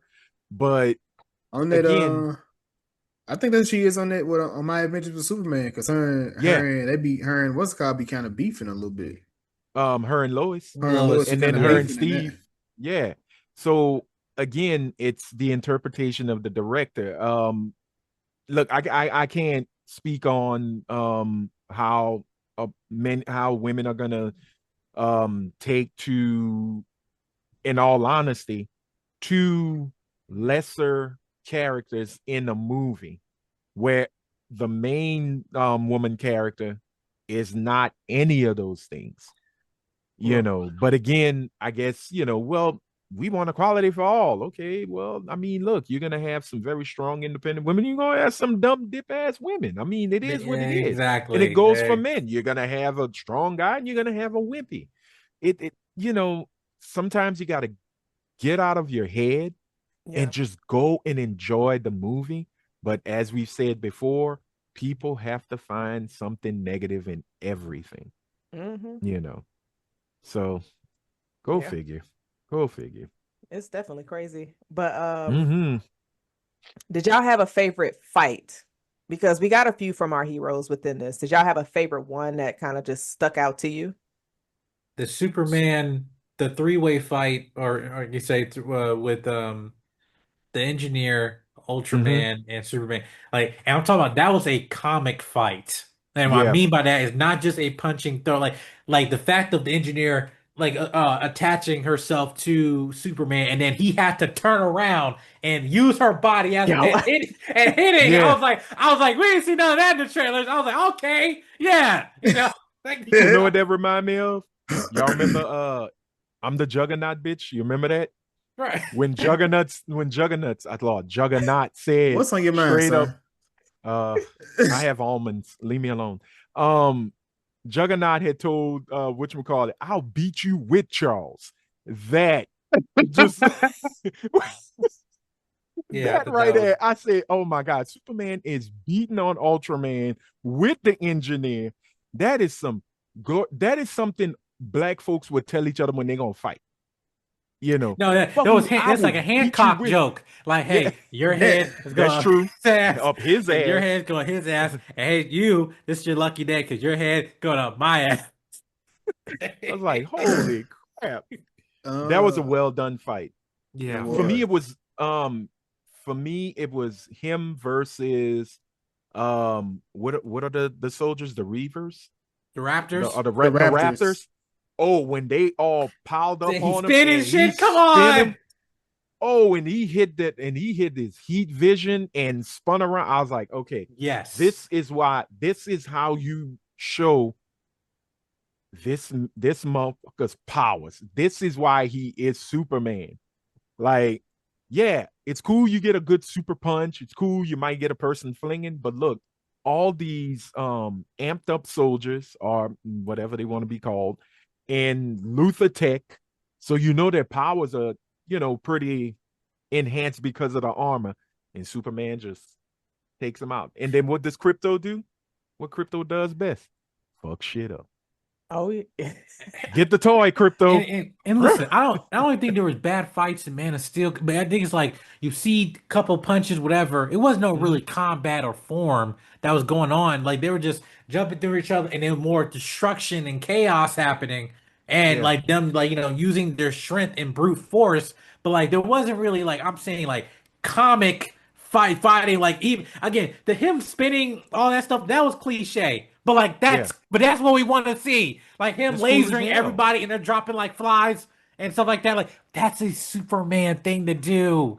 Like it's like and even though I know it might be over exaggerated, but him punching somebody and the teeth and it hitting the Yeah, the screen like again that's parts of what we want to like see. It's like and then I just like the Ultraman fighting and stuff like that. I thought we actually are actually seeing the actual punches and stuff instead of just seeing just like the CGI of oh yeah, punch, destruction, boom, boom, devastation, fire, blowing, and just like all this Brimstones, like hell. yeah.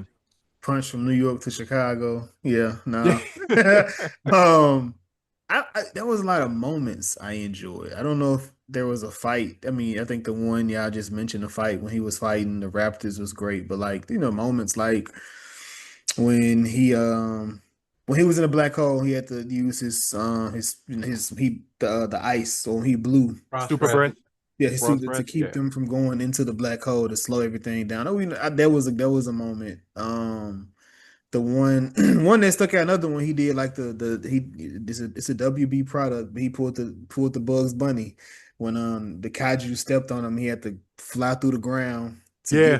to bring himself Yes. back up. I was like, shit, look at him pulling the Bugs Bunny uh on here. You was But waiting for him to say, "I knew I should have took that right turn at Albuquerque." Right. And he floated up to the sky only to just like, and you thought in the trailer, you thought, oh, because he got hit. And I thought, like, why does Superman keep falling? No. He is dropping full force down, Yeah, cannonball on. Yeah. cannonballing. Like, Yeah, Yeah. so just looking at those, looking at Mhm. them different moments and different things like that. Yeah, that was, like I said, some good moments in there. I think Ultraman will beating his ass for the most part, so Oh. he ain't really do nothing. But I enjoyed that when the Ultraman beating his ass, he was telling him, Mhm. anyone, come anyone. on. Hey, Oh I yeah. said, yeah. He was All getting right. psychotic, This is man. like Like he a psychotic play of Battleship or something, just like It felt like E1, D4. I absolutely love those elements where you had Lex telling them what to do, which moves to beat Superman's Mhm. ass. It made me feel like I was playing Mortal Kombat to where I'm just like, all right, down, up, X, zero. Like Right. I thought that was so cool. Like, and Lex was just saying all of this. Like Nicholas Holt, what he brought to this role, because Absolutely. I thought you saw a sliver of it in the menu, and I didn't like that movie, but I definitely liked the kind of character that he was in that because he was a villain, Mhm. and I had never seen him in that type of role before. But then to see this, it was completely amplified. Yeah. I would love to see him in more villain roles. Watching Juror #2. Yeah, no, he done it Okay. plenty of times, but like what you just Watch said is Skins if you yes, really want to Skins, see him as an yes, asshole. I don't want to see yes. no racist shit now, y'all. No, it's not Skinheads. It's Skins. It was a British teen drama. Oh, Yeah. okay. That him and Jack O'Connell, who played Remick. Yeah, Remy and Sinners. Yeah, Oh, they're in a Remick. project together. No, Well, this is what they started this before was early in their started in. career. Oh, gotcha. Okay. This was What's it? Nicholas Holt's second or what? third big thing he had did And since what's About a Boy. and what's Kal on there too? Who? Ain't Kahlua on that show too? Yeah, Daniel Yes. Kaluuya. Oh, I did see a Yeah. clip where it showed all the people that was in that project. Okay. Mhm. Yeah. Oh, it's a Yeah. great series. It is a Yeah. great series. As a matter of fact, old girl from Game of Thrones Jones. Emily who Clark. was riding with Tully. No, not Emma Clark. The little she was a very mousy girl with the blonde hair. She was one of the Oh, you was talking about she was Sam's baby mama. Fake Sam. baby There mama. you go. Got There you. you go. Gentry. Yeah. Yeah. Thank you. She started in there too. Okay. It's a great series. If you ever want to see Nicholas Holt be young Lex Luthor, this is the one. Oh, He okay. tried out for Without the money. Superman, man. Like he tried Yeah, out for that's true. Superman, didn't get it. He tried out for Batman, didn't get it. Like when I was at CinemaCon, like they were like talking about what other characters would you want to be or whatever. It's like, well, I mean, I love Batman. Everyone's trying to say Batman, whatever. And then Nicholas Holt, like, I actually tried out for Batman and I didn't get it, and Superman, and everyone's laughing. Like, and he owned it. He's like, yeah, I tried for, because the roles were not for me. I tried out for it, Right. but like, this is a representation of when the no leads to the perfect yes.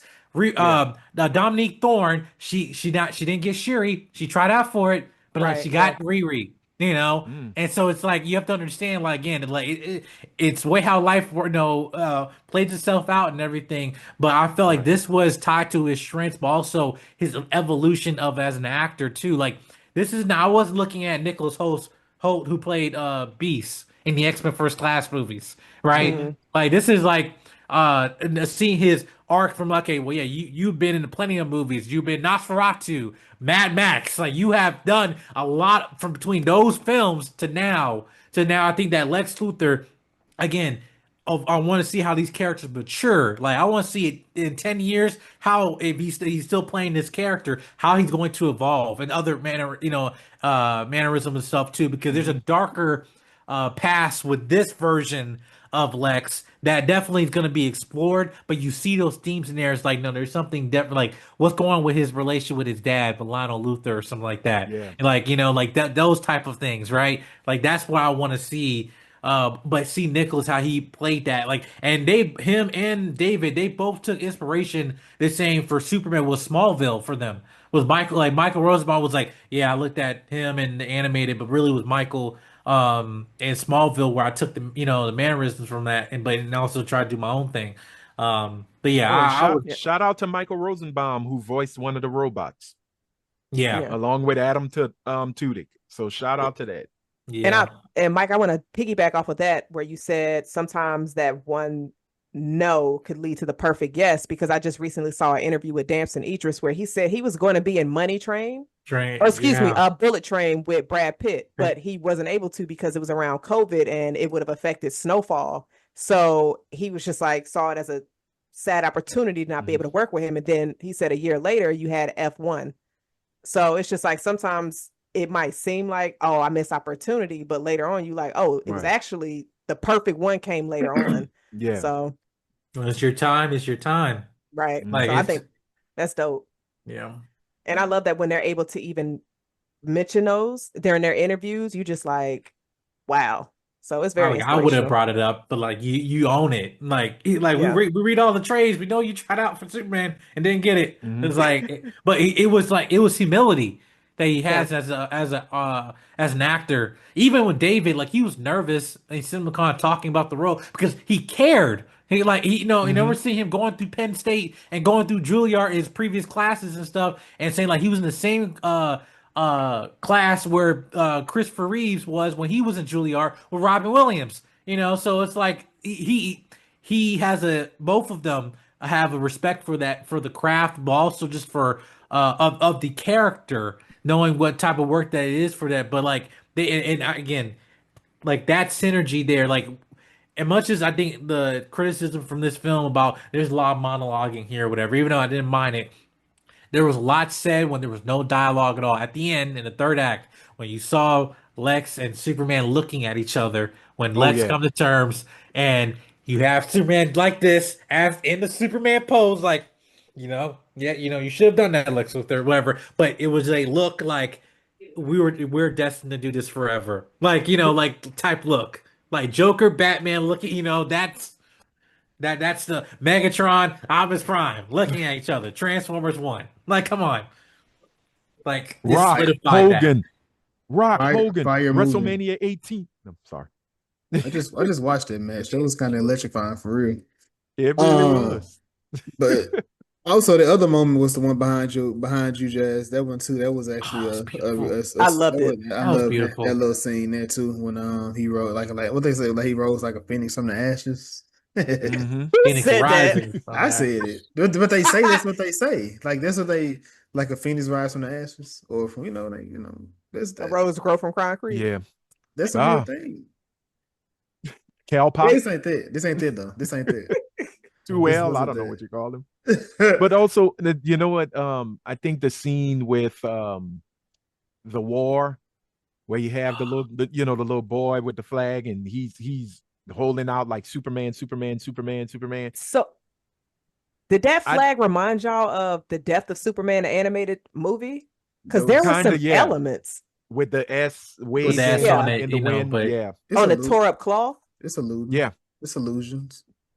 But I don't know how you guys feel about this, and then it's kind of going to another like about the comment of that James Gunn made about Superman being an immigrant and how everybody kind of just took that to the fifth power. And you had a previous Superman, Dean Dean Cain. Cain, right? Talking about like this is woke or whatever, how you saying truth, justice, the American way, and they changed that, whatever, right? But this is my thing. When you have truth, justice, and a better tomorrow, and when you represent the heart of this film, which is about kindness is punk rock, and kindness can save the world, is that by striving for a better tomorrow is striving for the foundation or what we hope for what it means to be American, what America is supposed to be. So when you have like those moments where other countries are looking at us because we're supposed to say we're the greatest country in the world, and then that's what we're supposed to be representing, our kindness, and that we're open to people being part of the greatest country in the world because we are striving for a better tomorrow, right? But yet, people narrow mindset again, even how this Superman is vulnerable and how he come across sometimes naive too, but that's the character, right? And but about you being kind as punk rock or whatever. And to me, I felt this movie was more American than Cap America 4, like Brave New World. In my opinion, I felt this movie was more American than Cap 4. Like this movie, represented hope and like aspirations and it's like, hey, other countries were in war, but like striving for hope and stuff like that. And it's like I felt more American in this movie than Brave New World. I'm sorry. Like I'm gonna keep it a buck with you, bro.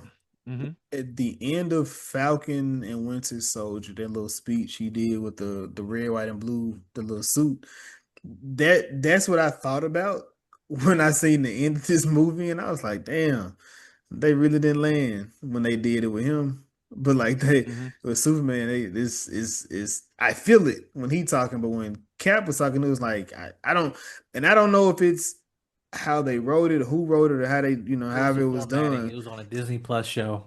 I That mean, there was a lot of heart in Falcon Winter Soldier. Falcon Winter Soldier was a great show. The problem was it did not translate the work that those 6 episodes did not bring that into the film, unfortunately, what they had to do. And it's unfortunate because people miss on a great Captain America movie. We got one, but it was in 6 episodes. I'm sorry. Yeah. Well, I also think with Jason, and I could be wrong, please tell me so. With that moment where he's doing his talk no jitsu, to the politicians and to the worlds to say, "Hey, I'm Captain America," but um, I think probably why it didn't land with a lot of folks is because Sam, you're a black man, you're in America, you have helped save not only America but the world. You have been kicked, punched, not figuratively and literally. You can't get alone. You were an Avenger. Tony ain't left you nothing. You know. Um, what's my boy, the original? Steve took his pension and went on his retirement, ain't left you a dime. How could you have this American spirit? Like, because the whole thing with both of their speeches, especially with Superman, he's like, look, I go through, I walk and talk, I bleed, I do this, I go through what you're going through every day. I carry my mistakes, I carry who I am, I understand who I am, and that makes me me. But it also, again, when you see Superman, Superman is more of a worldly hope, and Captain America is really stationed in just a country, right? And like I said, if I'm wrong, say I'm wrong. When you think of Superman, you think of a world, like the world. He is a beacon of hope, not just to America, but to the world, to humanity. You know what I'm saying? yeah, Cap yeah. could do that. Cap could do that. But again, the moniker, if he was Captain Goodbody or Captain Happy Go Lucky Negro, he could be globally. No, because even with Negro, yeah, there's the world nigger law. But Superman transcends borders. He goes beyond borders when it comes to hope. So when he's giving Lex the read, it's not just an American pride or patriotism.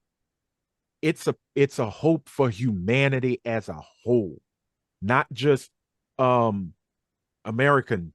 No, it's for North America, South America, the whole goddamn every continent. For the You world, know, for the world, it's for the Craig. world. Yeah, it's for the world. His hope, his ambitions, his goodwill is on a much grander scale than Sam's would be. But if you think about it, Sam being a black man, his hope is really grand. It's just that not everybody wants the hope that comes from people like us. because whether people want to believe it or not, we are more patriotic than our white American counterparts. Black folks live the American experiment. We want the experiment to succeed. You're not going to be kicked in your ass all your life and still go out and fight for a country that treats you like shit. And I ain't pulling no yay Kanye BS. That is what hope is. That when you are being we fighting for the potential. Yeah, we fight for the potential. We fight for what we think is going to be. We telling our daughters not to mess with men who got a whole bunch of potential. Like this, just living for their potential though. Well, again, look, contradiction is a motherfucker. That's something you got to deal with. But on the grander scheme, yes, got you. I get it. But Superman is an immigrant, and and I gotta go back. That's what pissed me off, is that those so-called patriots, they so want to hold something that when they find out, well, Superman really is an immigrant or a migrant. That's like calling Batman an orphan. He is. Yeah, he is. It's like that's who he is. Right. I guess it's the thing of now. Oftentimes we label stuff, so people are just like, don't. Once you say the obvious thing, it's just like, wait. I mean, yeah, but why'd you have to say that? Why'd you have to say that? You're making it woke. I'm like, that's what it was. If you like, I don't know.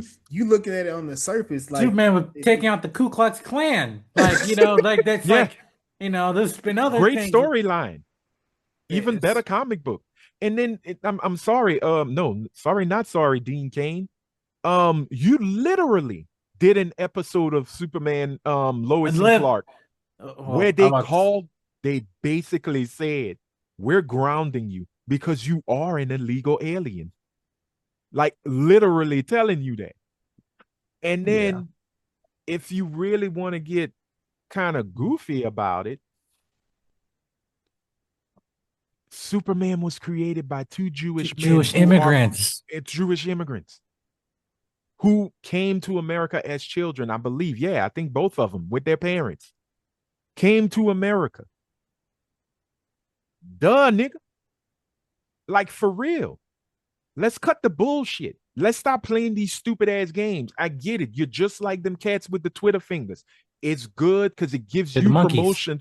Yeah, you are literally the monkeys that are typing super shit. Hashtag super shit. And y'all prove it every day. Like James Gunn should be sitting there and going, he should be doing the Leo DiCaprio from Once Upon a Time in Hollywood. Yeah, pointing at the screen. That is. Right. That's what I was trying to show you. There's one of those monkeys. Type in hashtag super shit, hashtag woke, hashtag go woke, go broke. Get over it. Yeah. Superman is not just for you and your agenda. Get the fuck over it. That's all. No, you're right. And Mike, thank you so much for bringing that up, because I definitely had that on my list to mention. My apologies. I'm sorry. No. You bringing it up, you're fine. But it was definitely something I wanted to discuss with y'all, because I'm just sitting here, and Anthony, you shared the clip from that episode, and I was just like, he just so stupid. It's just like, and did you have folks on Fox News over here making it a whole big story? And I'm like, I don't want to learn. I don't want to be taught. I don't want to be told about immigrants. Hold your mama immigrant. Your grandmamma immigrant. Your grandpappy immigrant. The Europeans were immigrants when they came into this country. Thank you. It's like we didn't immigrate here. We were just nudged here. Yeah, folks. But from this entire conversation, we are able to see folks will make an argument and bitch and moan about anything. It doesn't make any kind of sense. But I tease Jason about it by being contrarian. I tease him, but yeah, they are the contrarian twins, man. When them powers activate, just be prepared for the argument. But I feel this is the thing, even because Sinners even tapped into this again. People find the opportunity to when even we'll go to Captain America talking about like, well, Captain America should not represent America, and then it's like, oh my God, can you believe what he is saying and all that stuff? And then this is the one-sidedness of a lot of people again, I try not to get in those conversations when, regardless, it's not even what you stand politically. Like even people's concerns with this movie. Like my friend, like he lists all the things why he didn't like about this movie. He was comparing it to Batman and Robin, right? Hmm. I know that George Clooney, Batman and Robin, Batman nipples. and Robin. There's only one Batman and Robin, isn't there? Right. Um, yeah, but my thing is all the things he was listing why he didn't like about his movie. I'm like, well, I'm so sad that you didn't experience what I did because those reasons why you list why you didn't like it, Yeah. I liked it. And if you see the audience and critics, we're liking it too because this is what we've been asking for. You know, the problem is again, it's the general, but like when you have folks come in like or people that are dressed as Homelander going into the theater, as is a joke, right? But Right. I'm just saying, still, this is a palate cleanser. I'm detoxing you from the wrong image and of what you got before and what we need right now, which is kindness. Much as it might be cliche, um, it's what Phil Coulson said to Captain America in the first Avengers movie. It's like, oh yeah, Captain America, I've been a fan of you, you know, for years and stuff like that, right? And it's like, um, and he going to the helicarrier like, you know, this is all new. This is seem old fashioned to you. Well, based on everything we've been going through, I think the people need a little old fashioned. You Yeah. know, like I mean, I can sit up here and honestly testify and say I did not have any intentions of this story after leaving it Hmm. because I've seen it twice and I enjoyed it on the rewatch. And Yeah. I absolutely loved, I had a very good theater experience. And I will say, because I first saw it in standard definition and then I saw it in IMAX. ooh. Yeah. Don't watch Okay. this and don't watch this in standard. Do not. If you were able to see it in IMAX or Dolby, please go do it because it is a very it was a My town does great not have experience. IMAX. I'm We so got Yeah, sorry, PDX, pissing, Anthony. she's and pissing on you right now. No, I'm not. that's I'm okay. sorry. I'm She we just sorry. we just chatted with some people this week that don't have they said they don't get IMAX theaters in their town. Mm-mm. Woo. Look, it's Yeah. it's a very different Yeah. experience because when I But saw it today, I said, uh-huh. Yeah. my eyes were blessed. When I saw it Yeah. yesterday and standard, I said, oh God, this dust. So Now I It's will say broken this though. here. it's mid-man. This ain't Superman. Oh wow. Oh no, not Midman. Not Madman. Not Superman. No, no, no. Now I will say, the music, Ah, some of the music, I Mm, was like, ooh, you didn't need this. And this was the one time I said, ooh, I kind of wish you kind of talked to Hans Zimmer. Um, because I do, whether y'all think I hate Man of Steel or not, don't care. I really do enjoy the music from Man of love it. Steel. Um, but I think some of the music was a little jarring in scenes. Like when I think it was one of the scenes, I think when Lex was going through the portal and you heard this hard rock, and I'm like, we don't need this.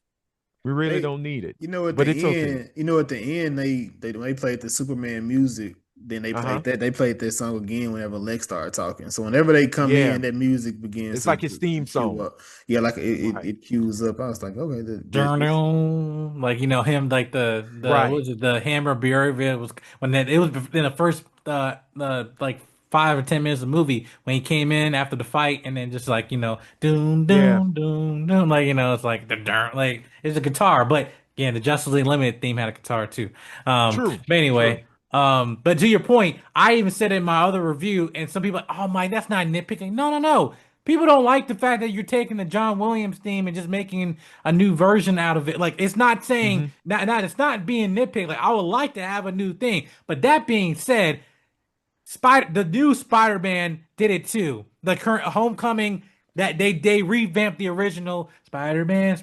It's part of the theme. If you listen to it, Oh yeah, yeah, the yeah. same Yeah. notes. It's the There's same some notes. notes in So it. they took Hmm. some traditional like, but and they've and that the theme the theme took me a little minute to like to get adjusted to, but there were some moments like in that scene right behind like with Jazz, like that the score in that was just beautiful. Like it was Right. that, and I was like, okay, and yet it was still Superman's theme, but you bring something classic and revamp it and making now some people call that being a shortcut, whatever.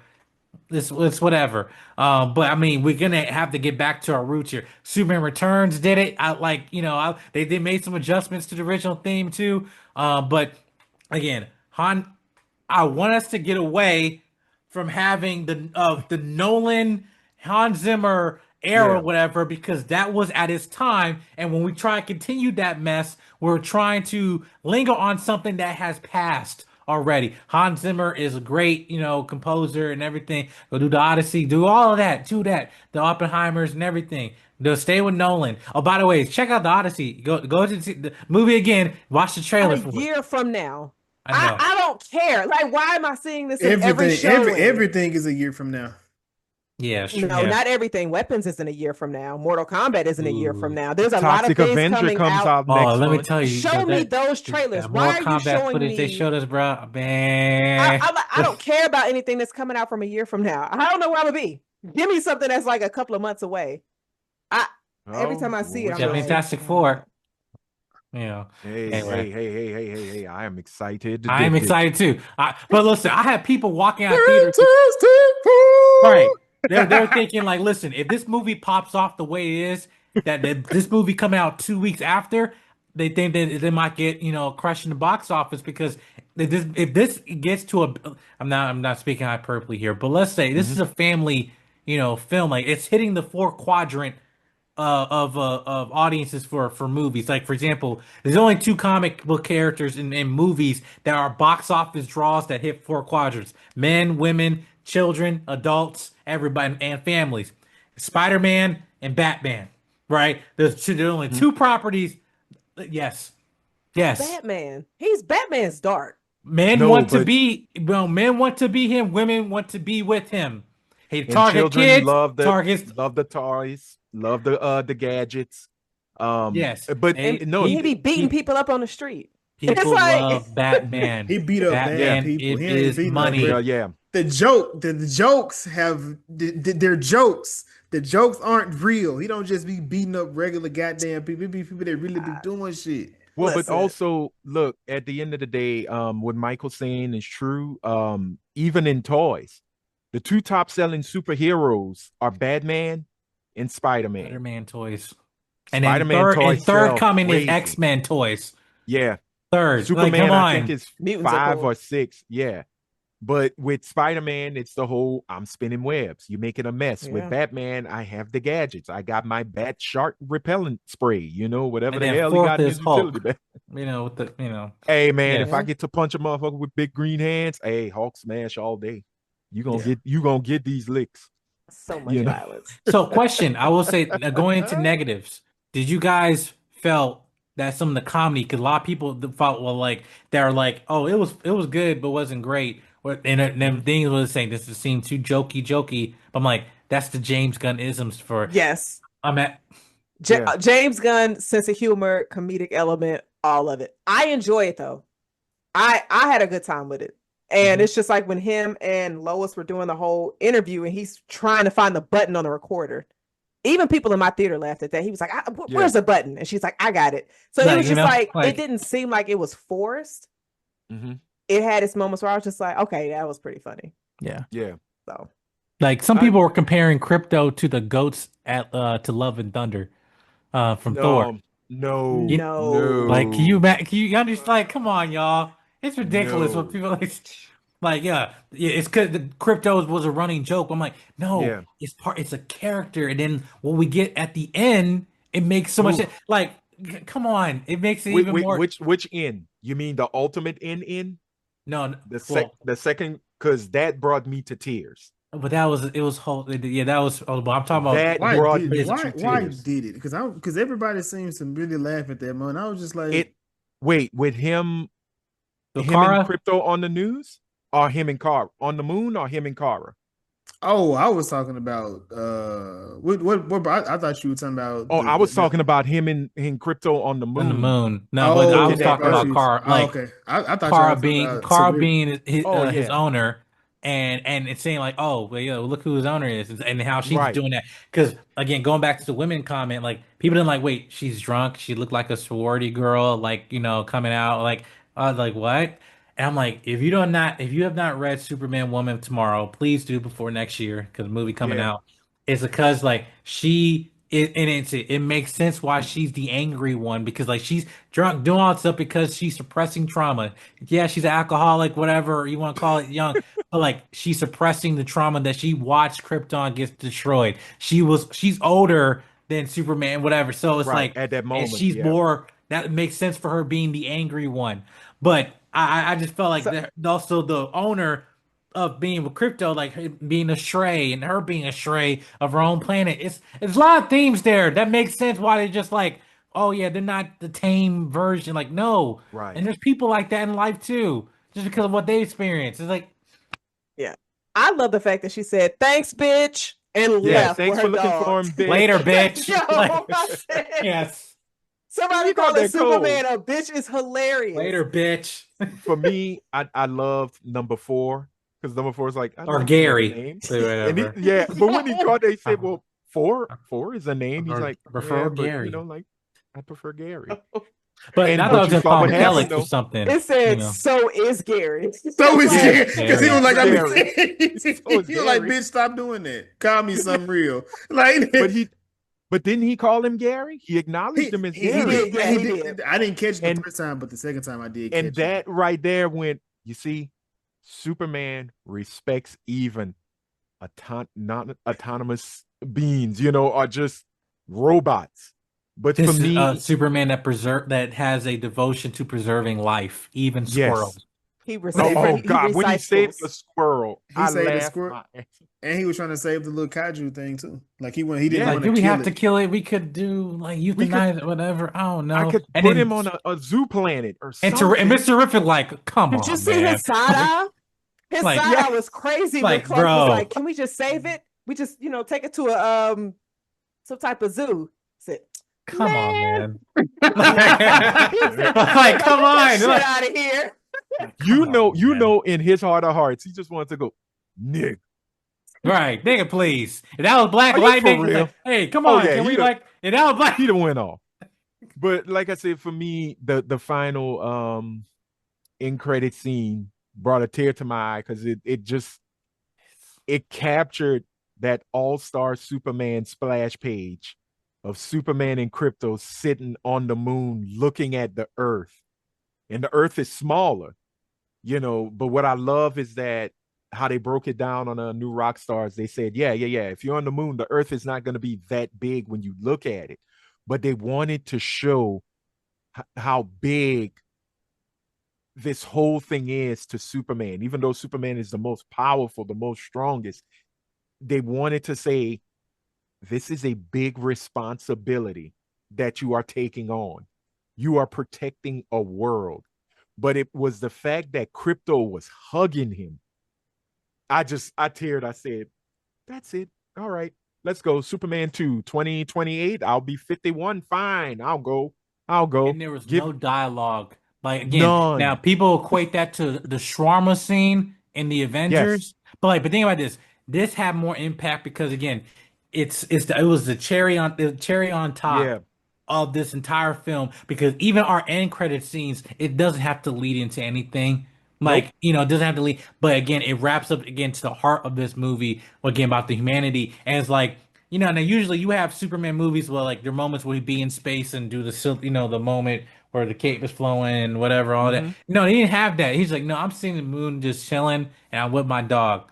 And Yeah. and have a Literally. moment of peace Yeah. for 1 second.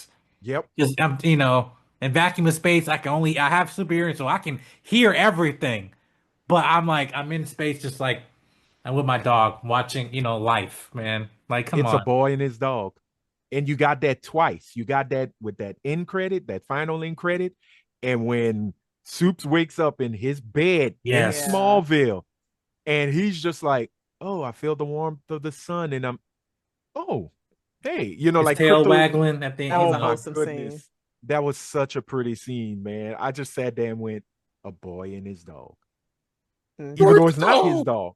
It's the dog. Oh, dude. I hope if Batman comes, that was like, the new Where is the Drugs?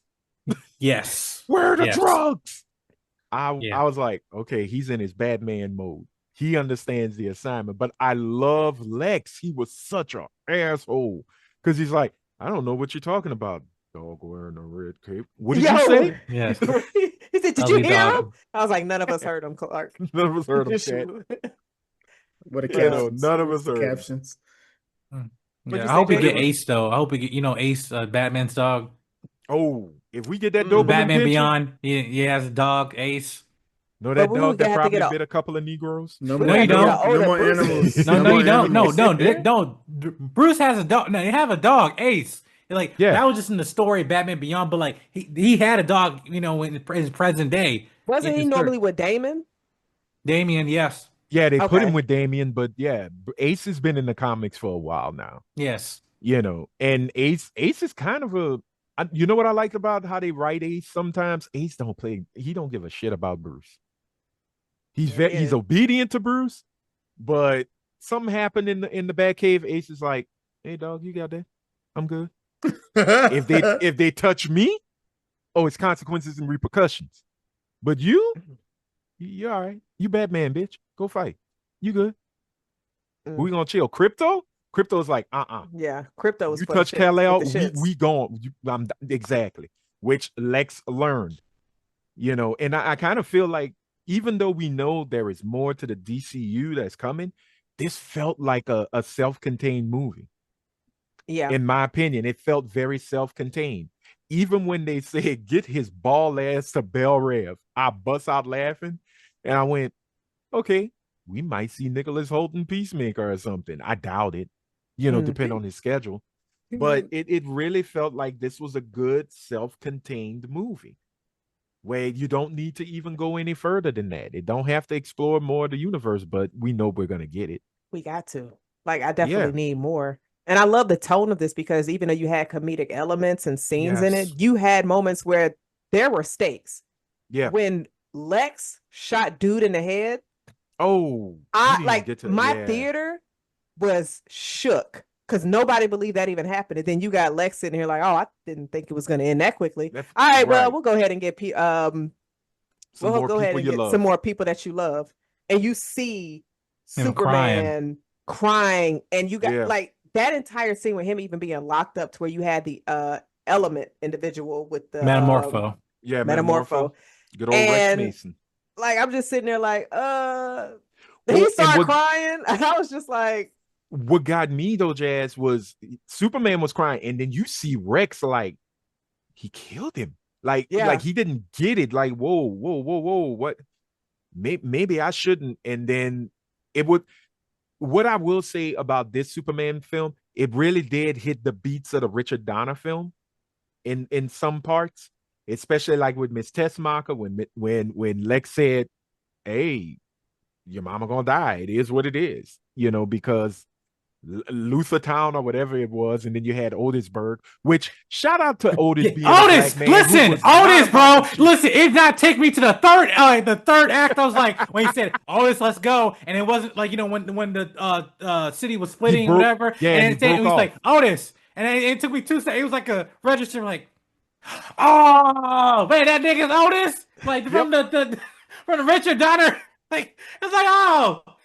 And listen, this is about talking about the comedy. Even Otis, he had some one-liners too. Like for example, like when they're getting ready to go. All right, guys, safety first. Come on. What worked about it, he was so cut and dry. He was cutting to the point. Like he wasn't shucking it. Not say shucking and jive. He wasn't yucking it up. Excuse me. He wasn't like Ned Beatty's. Okay, there, Mr. Luthor. No, he was just no trouble, Mister. Yeah, he just went safety first. And it's just like, oh, that seems like a small distraction. It'll get bigger. That's all he said. And it got bigger. I was like, oh shit. I'm like, what is this generic ass little Stitch just running around? Right. And then it got huge. What's my boy from The Office? Stanley. Is it Stanley? Yeah. The brother from The Office? Yeah. That's Otis. That is Otis. Dry, to the point, not for laughs, but you're gonna laugh because the way he delivers it. But what I'm saying is they use a lot of the beats from Miss Tessmacher saving Superman, taking the kryptonite off of him. Metamorpho was Miss Tessmacher in that moment when he saw just how ruthless Lex is. And then you actually have the real Miss Tessmacher after she gets clowned by Lex, like, hey, get out of here, you idiot, da da da da da. And she goes and sends all the information to Jimmy. Yeah. But Jimmy, the way he called it, he's like, oh, come on. He hate that what woman. He hate and then that it took, woman. yeah. And she's literally dry snitching in her selfies. So was she really a dumb blonde if she was putting all that together? Lola said she was a genius. No, she wasn't. She was low key. Yeah, she was low key genius. Because remember what she said? Oh, I got your ass. Because she knew what she was taking pictures of. She wasn't an idiot. You're not gonna sit there and do like, oh, there's the master plans, and then take a selfie and not know what the hell you doing. She knew exactly what she had. She just don't seem like she know how to read the room very well. No. She don't. So she's like, like, and it's like, how's your mom? I think she's like my mom, even though right. like my met her mom. once. Like, that was great that one time. Like, so if I send you this, can we spend time together this weekend? He said, for how long? Sure. The entire weekend. Jimmy said, I don't know if this information is worth it.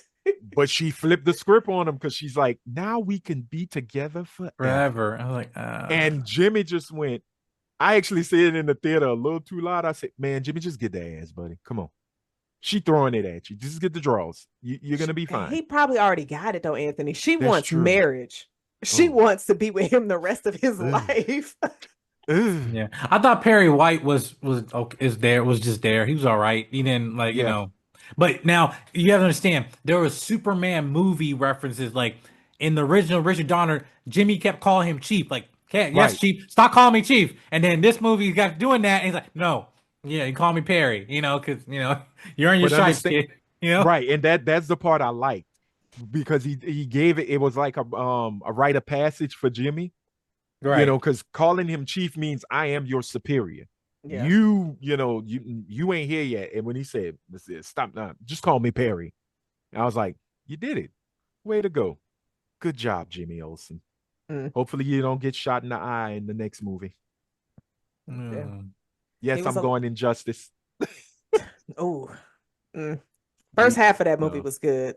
The second half, it was like, what? Not so much. The animated movie was absolutely ridiculous. Like how they switched that. The second half was ridiculous, but the first half, I'm gonna fight for the first half, but the last 45 minutes, I can't. Absolutely not. Hell no. Well, because the comic book does that, but I guess they did it in 5 years. They did that shit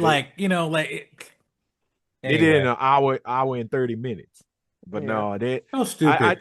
I think what James Gunn did is a great reintroduction to Superman to the masses.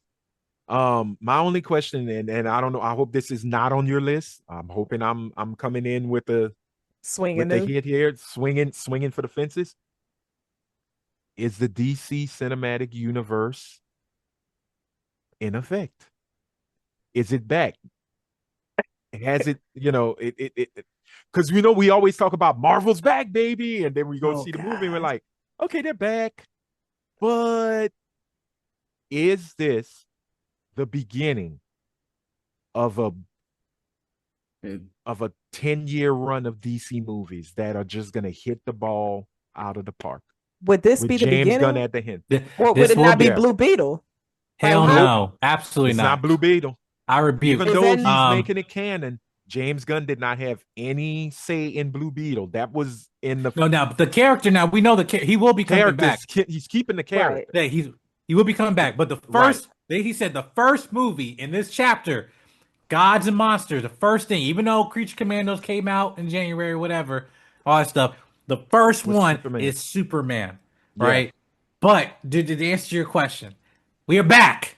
We're back, but we gotta check the second. We gotta check the second week box office though, just because we gotta do business. But Ultra Instinct, Jason, he's in Ultra Instinct mode. But I'm telling you, honestly, this is the first. This film has now become the highest rated DC film we've had in years. That has not been Batman, Nolan, or other. I think the last one, because even then, James, he was at the time he was the highest rated. DCEU property was Peacemaker show, right? It was it was a Peacemaker show.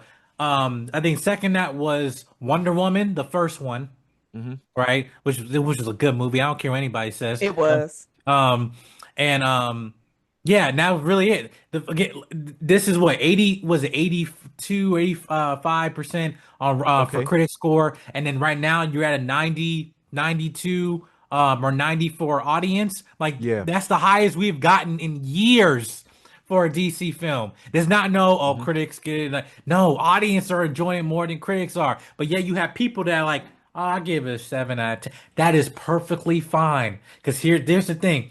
All the nitpicks, and I will say there is things that obstruct the criticism that need to be put in effect so that we can polish this. 'Cause this is raw we're getting here, but you got the meat. Now we just got to polish it up as we get more Right. installments moving forward.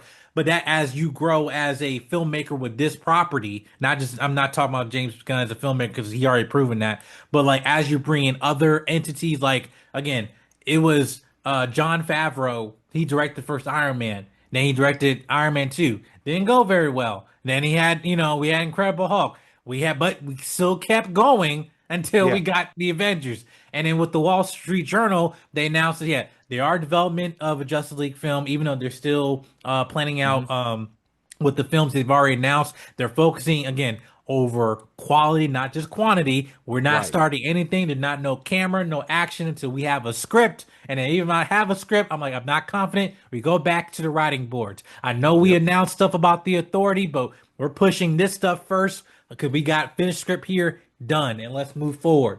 Right.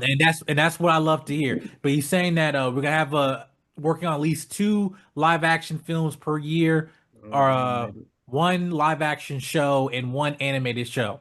Okay. That's what they're aiming for. But you're really not gonna get that momentum until 2026 or 2027. Because by that Okay. time, you already have stuff in the pipeline to have that assembly of Right. that. So you said they do plan to have live action and animated? Yeah, this was Oh yeah, reported. and everything's Okay. connected. Yeah, this Everything was is reported in connected. the Wall Street Journal. Yes. Nice. What you Okay. see in live action, like the people who are in the live action will Rick voice Flag. their animated. But yeah, That's Rick the Flag. that's the one John, storyline Grillo. that they put in there. The He was in the Rick Creature Flag. Commandos. He Yep. was in this movie. Now again, my wife, like, she didn't see any. She watched Peacemaker season 1. She didn't watch the Suicide Squad or anything. But like watched this movie and she saw Frank Grillo. It's like, wait, that Iron Man?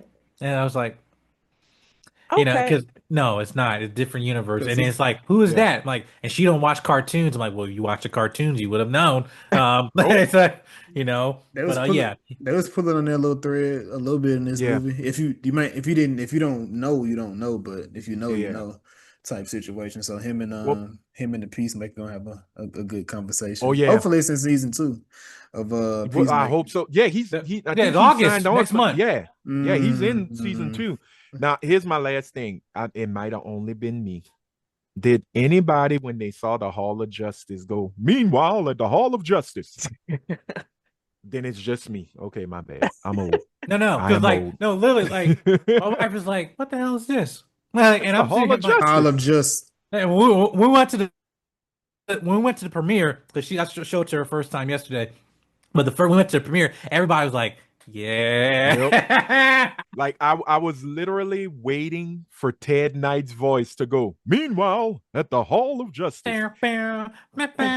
Exactly. Where's the And monkey then at? Like, Where are the Wonder Twins? Right. Where's Marvin in the gang? right. This But is now, the so there was also, if you didn't catch this, in the background, so again, it's been 300 years of DC Universe. Oh, yeah, the There mural? was the mural. And now you Yeah. didn't see it in the background, but there was, you saw Wildcat. You did Uh-huh. see a few other characters, but you didn't see everybody there. Like I was expecting we were gonna see like Jay Garrett and Alan Scott. Alex I Scott, thought I right. saw Alex Scott. Yes. Adam. Is it Alan Scott, the Alan original Scott, Green Lantern, and everything. But And like is it Dr. Midnight and Our Man and Our Man and all that stuff, yeah. So Yeah. but we didn't. They purposely did not show the full mural in there in the movie. Now, why I suspect what's going to happen, because as they're building up to the Justice League film, it's going to be something, because Maxwell Lord is the business corporate man who's funding all this. So apparently, I guess he owns the Hall of Justice. I feel like and if you saw in the movie, they were moving in stuff. Like, it wasn't like they were fully established, whatever. Like, no, we just got this spot, whatever, right? I don't know, it'd be like after Wayne Enterprise, oh yeah, Maxwell Lord, cause he's a villain, Yeah. so it's like, yeah, he's a villain now. So we got sold it to Wayne Enterprises and stuff, and Guy Gardner, you're out, you're fired, like like so, I don't know, but Oh, I want like having the Hall of Justice. 'Cause to me, I want the Watchtower. I want the Watchtower. I'm waiting for that. that But would be they dope. they have to earn Well, that though. They have to Yeah, earn it. they gotta Well, work towards it. we have a nice amount of things to look forward to in Oh yeah. DC, and the fact that you guys are getting so amped and excited lets me know James Gunn did what he needed to do with this film to lay down a nice path for the future of DC. Now let me ask y'all this. With all the stuff that we saw happening in the city, Metropolis, where would you rather live, Metropolis or Gotham City? Neither. You have to pick one. Ain't no neither. No. You have to pick one. I will pick Compton, California. It's a Why don't beautiful place. Y'all don't follow no instructions at all. Dakota City. No. That's where Static's at. I follow instructions. I'm just not going to Submit. move there. Jason, Submit to those instructions. Which No, I'm messing city with would you? Because I'm just like these jokers over here geeking I'm out. going and to everything. Metropolis. I'm going to Metropolis. Okay, all Because right. I know my hero gonna fix that shit. Not Ooh. no Ooh. Arden. I'm All sorry. right, Look, all right, that's a- enough. That's enough. a He black do hole what he can. literally opens up, and I'm supposed to trust a mofo with a utility belt. If I was in a shark infested water, give me Batman all day. But if there is a planetary problem, give me that cat with the red drawers outside. He didn't even stop the black hole. It was Miss No, Terrific. It Did was it? Mr. Terrific. So what do you And he did- mean? Hey, that's my bitch. That's my pick. Listen, the fanboy in me will be in Gotham because there's more heroes to interact with. But And I a whole lot of villains to die by. yes, I ain't exactly. trying to interact with I them don't know. niggas. I'm just trying to beat her. I ain't trying Mike to gonna be like, "Yo, I love what you're doing. You're doing great. Keep up Can the I good work and saving lives." Hey I Tim, know. can I interview I you? think being Gotham City will actually forges your character, especially as a black folks, depending on where our community, where we come from, or like I came from Compton, California, I came from Chicago, I came from Detroit or whatever, all this stuff. I'm from Decatur, whatever, all this stuff. I think there's some things where certain environments will kind of forge who you are. So I'd rather be in a world where I know how to defend myself. Not saying I have to keep looking behind my back, but hey, I mean, are we Yeah. already doing that now? It's True. whatever, So, and You just also wanna I don't come out want and I don't yell want to straight be in out a of Gotham. city. I don't want to be in a city where Brainiac might potentially shrink it and use it as a stat, And so I just like, Okay. I can take some crime, I know the commissioner. I know his daughter. I go to school with her. Like, like Yeah. Oh man. Jason, you picking Gotham? Gotham. Yeah. I'm not going somewhere where I can't. Look. Batman is doing what I'm doing out here. Now, we may be same level. I'm just saying. Did you just pull up a Spider-Man meme like me and him the same person? Y'all We might pointing be at the each same other? point. I'm just a little broker. You know what I'm saying? Now, Superman on the other hand, Superman got shit falling out the sky. You just can't even do nothing with. You just gotta take True. it. You just gotta be like, cause if that was me on that bridge, would my car have made it? I just don't know. I'm sorry, but the Gotham song is sung by R. Kelly, but you can have that. Send me to Metropolis. What Gotham song? But you got Kissed by a Rose, which is from Seal. Which a person is falling off a damn building when it's being sung. Listen, I didn't tell him And how to number make the one, video. Oh, you don't Beautiful remember? song though. Gotham City? Gotham City. Oh yeah. And he had the choir and he was pissing on a 13-year-old dressed as a Joker. No, he didn't do that. But no, R. Kelly has a song called Gotham City that's on Batman Next question. So don't Metropolis look nicer? You ain't getting pissed on. I don't know what the condiment king. Would he have some oil? See, I don't know. Got some. All right, but the reason why we are here, I ain't even gonna ask y'all about no. I think we had a lot of discussion within this. Jason, was there something else you wanted to add? I didn't. All right. Oh, I do have a question, but before we get to that, the I do reason have why a we question. this, No, let it go. Go, let it go. right. She got What's a your show to question, run. Jason? She got a show Go to run. ahead. Go ahead. All right. So the reason why we are here, was it Mhm. good though? This nigga. Mike, I'm gonna start with you. Was it good? No. It was great. Uh, it was uh it was magnificent. It was terrific. It was superb. I got my a fan in. I have not been a happy as a DC fan like this in a long time. Oh. But and a part of this is kind of going back to my roots of like again, when I'm watching this. I remind of my memories, me and my dad watching Justice League Unlimited. But really, what's gonna really win it for me is lanterns. I'm a screen top, have my ring, guns blazing, everything for lanterns. Cause that's gonna make a break for me. You don't get John Stewart right, I don't give a damn. This movie's magnificent. I'm done. Like, they say Static Shock's on hold. Fuck that. All right. All right. Work that Well, out. I'm glad we got this in 4K because when Lanterns drop, I'm be like, Mike, remember what you said? I remember what I said. He I said they remember don't what get I it. He said. said they don't get it right. Clip it, put it on TikTok, put it on the Oh, gram, and save it. Oh yeah, because I'm gonna wait to the project after Lanterns, and Mike gonna have that he's gonna have that review right there and be like, Mhm. but you said He might be on that. He might be on that bitch like He gonna deny, Anthony. deny. He Anthony, gonna was it deny. good though? I'm It not was dealing good. with Jason It tonight. was. that Yes, shit it was. trash. It's a 2-pack of ass. They No, couldn't write themselves out of a box. Anthony, was it was it good? good It was though? damn good. Damn good. Wasn't perfect, but it was damn good. And yeah, I'm gonna leave it at that. All right, Jason, was it good though? It was thoroughly enjoyed this film.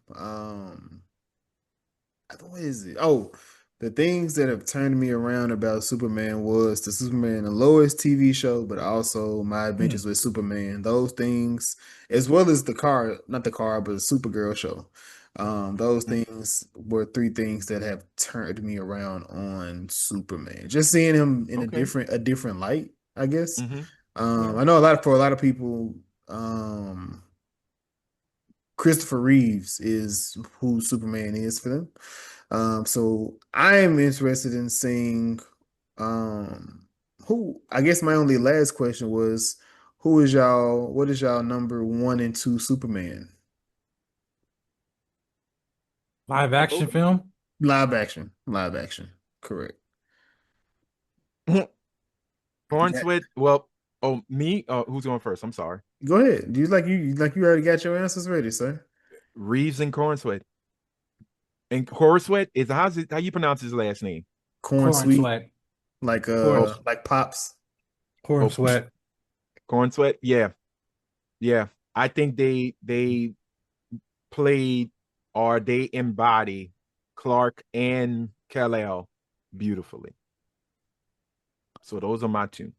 No diss to Cavill, no diss to Ralph. So I met Henry Cavill, so that's a soft spot there. But who I think in terms of physically embody Superman is that Henry Cavill, physique wise, I think had huge potential. David is definitely in there. I think this is the first Superman right now we've seen fully be vulnerable, but also in character. But in his infancy stage, where people say, "Oh, he's a little whiny," whatever. I'm like, he's only 3 years in.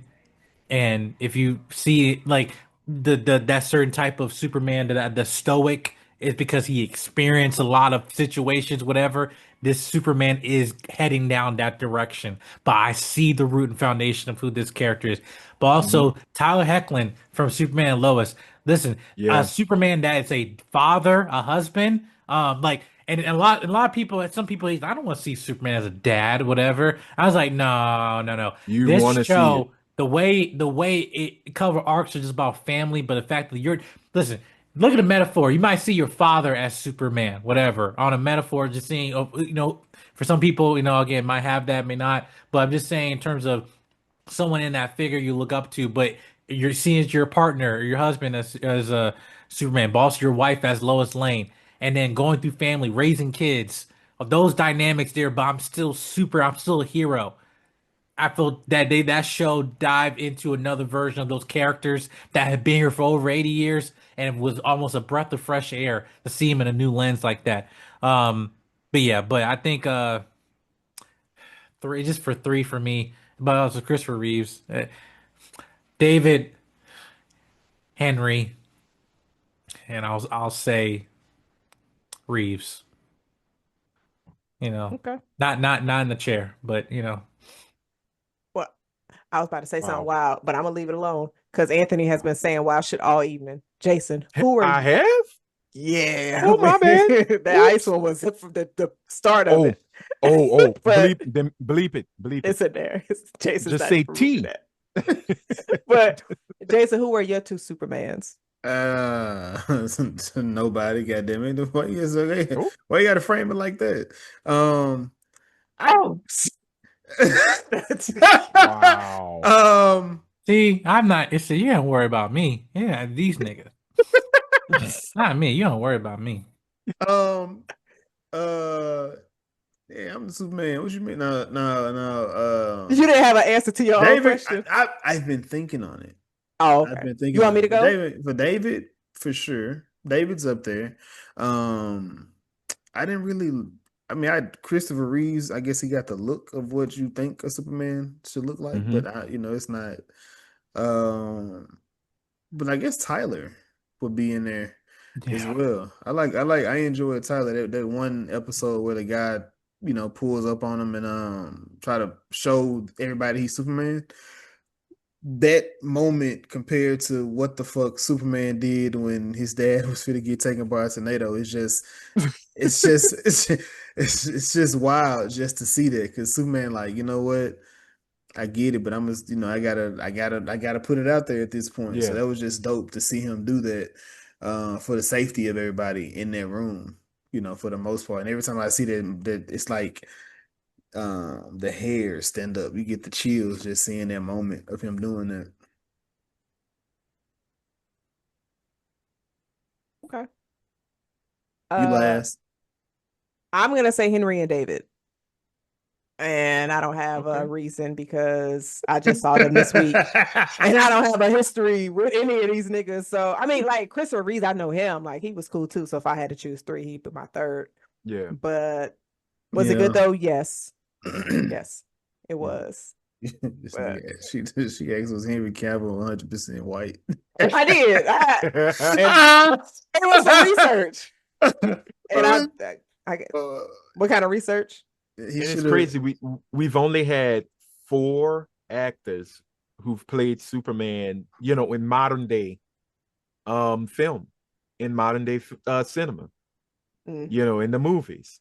Christopher Reeve, Brandon Routh, Henry Cavill, and now we have David Cornslet. you didn't count Ben Affleck? No, No, that was Batman. No. no. Ben Oh, Affleck played. no. He played George Reeves, who played Superman. Okay, all right. Now, yeah, that's man. Stop that. Stop. Shush. Shush. You That wasn't shush, that wasn't an important scene. Did you try to tell me? I mean, that was a well acted scene, Yeah. but not pertaining to the role and the question that Yeah. Jazz asked. That was Hollywoodland. That Yeah. was the name of the movie. Yeah. That was good. I mean, there have been other people who played Superman, but that was in the shorts from the 1940s and stuff. So, but yeah. Oh, they got a child crying. That means time for y'all to take y'all self and y'all children and go to fuck home. Party's over. But Oh no, and where guess- I am, Oh, they got okay. they got a kid crying. he took his helmet. He took his headphones off. He's like, at? one of mine? But Nope. but I did want to ask y'all because we are in July and we've had a lot of movies Mhm. released this year. And so I pretty much asked y'all your favorite movies, top 3 favorite movies of 2025 so far. And I asked you to put Mhm. them in order. Anthony, I'm going to start with you. Do you have your top 3? Sinners, Superman, Thunderbolts. Oh, I totally forgot. Damn. That means it's not a favorite, Mike. But since we are here, what are your top 3? F1, Sinners, and Superman. Okay. All right. Jason. And people say recency bias. No. No. Sinners. You know Mission Impossible gonna be in there. That's what I'm thinking. I don't know, man. He's trying to feel like where his allegiance should Yep. fall. Brad or Tom? Superman. What? Mission Impossible. Okay. I'm gonna put Mission Impossible ahead of F1 for now. Jazz, what you got? Oh man, I was so disappointed. I'm sorry. Mike almost threw me off. That's a whole new episode. Sinners, F1, and Mission Impossible. But I would say Superman is in my top 5. But we talking about 3, so. He said disappointed. That's a whole episode, Mike. Yeah, don't do that at the end of the episode. Right. Hold that shit for later. Don't do that at the end of the I was like, that's it? That's how you end it?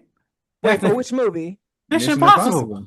Oh, that's 8 movies. Wait. We not. Nope. Anyway, we're not pivoting over there. Yes. Your top 3 most anticipated going from now until the end of the year, and I said this order does not matter. Just 3 movies that you pretty much going to keep an eye out for. So, Jason, I'm gonna start with you. What are your 3? Weapons, Black Phone 2, and probably Running Man. Since I finally seen that trailer. Yeah, the trailer looks good. It looks really good. Okay, Anthony, what's your 3? Him. Yes. The Roses, the movie with Benedict Cumberbatch and Olivia Colman. Oh man, you're gonna that love trailer that. Looks good. Y'all gonna love it. Because again, those are 2 Brit actors. I will watch anything they're in. And Frankenstein, because my God, the design of Frankenstein looks dope as hell. Because it reminds me of the comic book version of Frankenstein that was done for Dark Horse Comics. So, and it's Guillermo del Toro. So, yeah, those are my 3. Mike, what are your 3? Fantastic Four. I'm sorry. Weapons. Jason was singing it. Weapons. Man, I don't know why I'm Five Nights at Freddy 2. You like the first one? Yeah, I like the first one. Yeah, I got the games. Sorry, my generation. Sorry. Jason was ready to shit on it. But I know, honestly, okay, you know what? Okay, I don't know why I'm going these horror questions. It's like I don't know. There's a lot of horror coming out in the rest of the year. But thank you, Swear. She just brought me some food. Thank you. Amen, black sister. But yeah, taking care of a black king. What was it? The movie with Dave Franco and his wife. Together. Yeah, that's coming out in a few weeks. Okay. Yeah. They win a lawsuit? What happened with that? They just we got to look. Even if they win a loss, the trailer says it's still coming out, and I want to see it. So I don't think all proceeds must go. Jazz, what about you? Okay. I would say Weapons, The Long Walk, and Mortal Kombat 2. I'm excited for The Long Walk. Oh, me too. You got gas? Oh, okay. Okay. At first, I was like, I'm telling y'all, Mortal Kombat. I'm surprised they have not revealed the trailer. I haven't seen anything. Man, I'm telling you, it looks 10 times better than the first one. I'm telling you, it was video game good, bro. Like we hadn't seen the theater. The show was like, oh shit, this is Mortal Kombat. How much y'all see? Yeah. Wow. Yeah, they show us footage of sizzle reel for Warner Brothers upcoming slate for this year. It's like, but they didn't give us a full trailer, but they gave us footage of Scorpion and everybody. Like it was like video game shit, bro. Better visual effects, way better. Kill Lewis, please. No. Cole, whatever his name. Kill Ricky Tan. What's his name? You putting death on? All right, okay. All right, so we gotta get out of here. Thank you so much, Anthony and Mike, for chatting with us tonight and geeking most all definitely. the way out. Thank you for having me. Please. Of course. Yeah. I do have a few housekeeping things that I just want to say. We were me and Jason were on the latest episode of Anthony's podcast, Talking Ish, a podcast amongst friends. Yes. I was on the latest episode of Recap Kickback with our homie Chappelle to discuss Ironheart episode 4 through 6. Me and Jason were on the MCU's Bleeding Discuss podcast discussing Ironheart 4 through 6. And me and Jason were just guests on Council of Creators with Chainsaw, talking about a variety of different things. So we definitely been out here hopping around on other people's stuff. So I just want to give them a shout out. No, seriously, shout out. Thank y'all so much for joining us, because I had blinked and we were like, it's not a brag or anything, but our views doubled from yesterday to today. So I'm like, oh wow, people watched. Good. And it's not because it's not because of the puffy thumbnail. We actually had some really good. I thought that was one of the best conversations we have recorded in a minute. Because everybody said It was how very they felt. good. Like, you guys have made very good content. I've been watching. Even like talking ish. Like, again, I miss y'all. I really do. I do. You better come back on. Welcome You back, already brother. know. Welcome back, man. Yeah. You got a free pass Sunday, 12 o'clock Central Time. Oh yeah. Yeah. We don't tape no other day. But we are working. We are getting close to 200, so I'm thinking we're probably going to do a live episode on a Wednesday evening. If I could gather everybody, it'll be something. But this ain't about me and talking ish. This is about Was It Good Though podcast, the best damn movie review podcast out here on them interwebs. Only second, even though it is the best, only second to the Men of the Show Mission. Y'all are the only two I listen to. Like, in all honesty, because that's two old Negroes. I was thinking you were talking about new rock stars earlier today. What the fuck? He said he was gonna get some swag. So, which is cool. I'm just talking shit because I watched them. As soon as we get done, guess where I'm going? Screen Rant, New Rock Stars, Emergency Awesome, just to see how close we is to that. But again, do y'all have swag I could purchase? Well, I'm supporting black artists now, because this is a black artist that created this dope ass T-shirt, as you can see. We working on it. We about to dip our toes in some swag and then some music stuff. About to be paying a lot of things. Let's just do everything on her feet. You know what? Here's an idea. Everything. Take Thor from Thor Ragnarok when he was talking to Bruce. You remember when he made that face and put, "Was it good though?" Right there. Take dope ass scenes, get them in an animated form, and always put like where they questioning shit, like, was it good though? And there it is. I like that. I like that idea. That's marketing. That is marketing. Yes. Now Marvel might sue your ass. No, they won't. No, they won't. No audio. For that? No audio. For the picture? That'd be kind of crazy. No, I'm joking. I'm joking. I don't know no better. But I think last week 162. Well, 161. Tripping. 161. Yes, 161. We talked about Ironheart. Yes. We did Ironheart. Next week we going to I don't even know where these niggas at no more. Look, it's an island. We're going to an island and talk about we're gonna talk about why they need to start killing niggas over in I'm intrigued. In Jurassic World. They just it done became it's too much of a family film, and I'm sick of families. Break these, kill some people, man. Everybody be escaping. Dinosaurs supposed to be scary. How is everybody escaping? Even the scene from the trailer, they ruined it in the movie. You know what? It don't matter. It's okay. Dinosaurs bring money. Yeah, clearly, niggas niggas. No matter how bad the movie was. What are they doing? I haven't seen it. It's okay. But it's okay. Episode 163 next week. We get on Jurassic Park. Again, Anthony, appreciate you for coming out, chatting with us, brother. Appreciate y'all inviting me. Thanks for coming back out, popping out with us, sir. We got to get with you soon. Absolutely.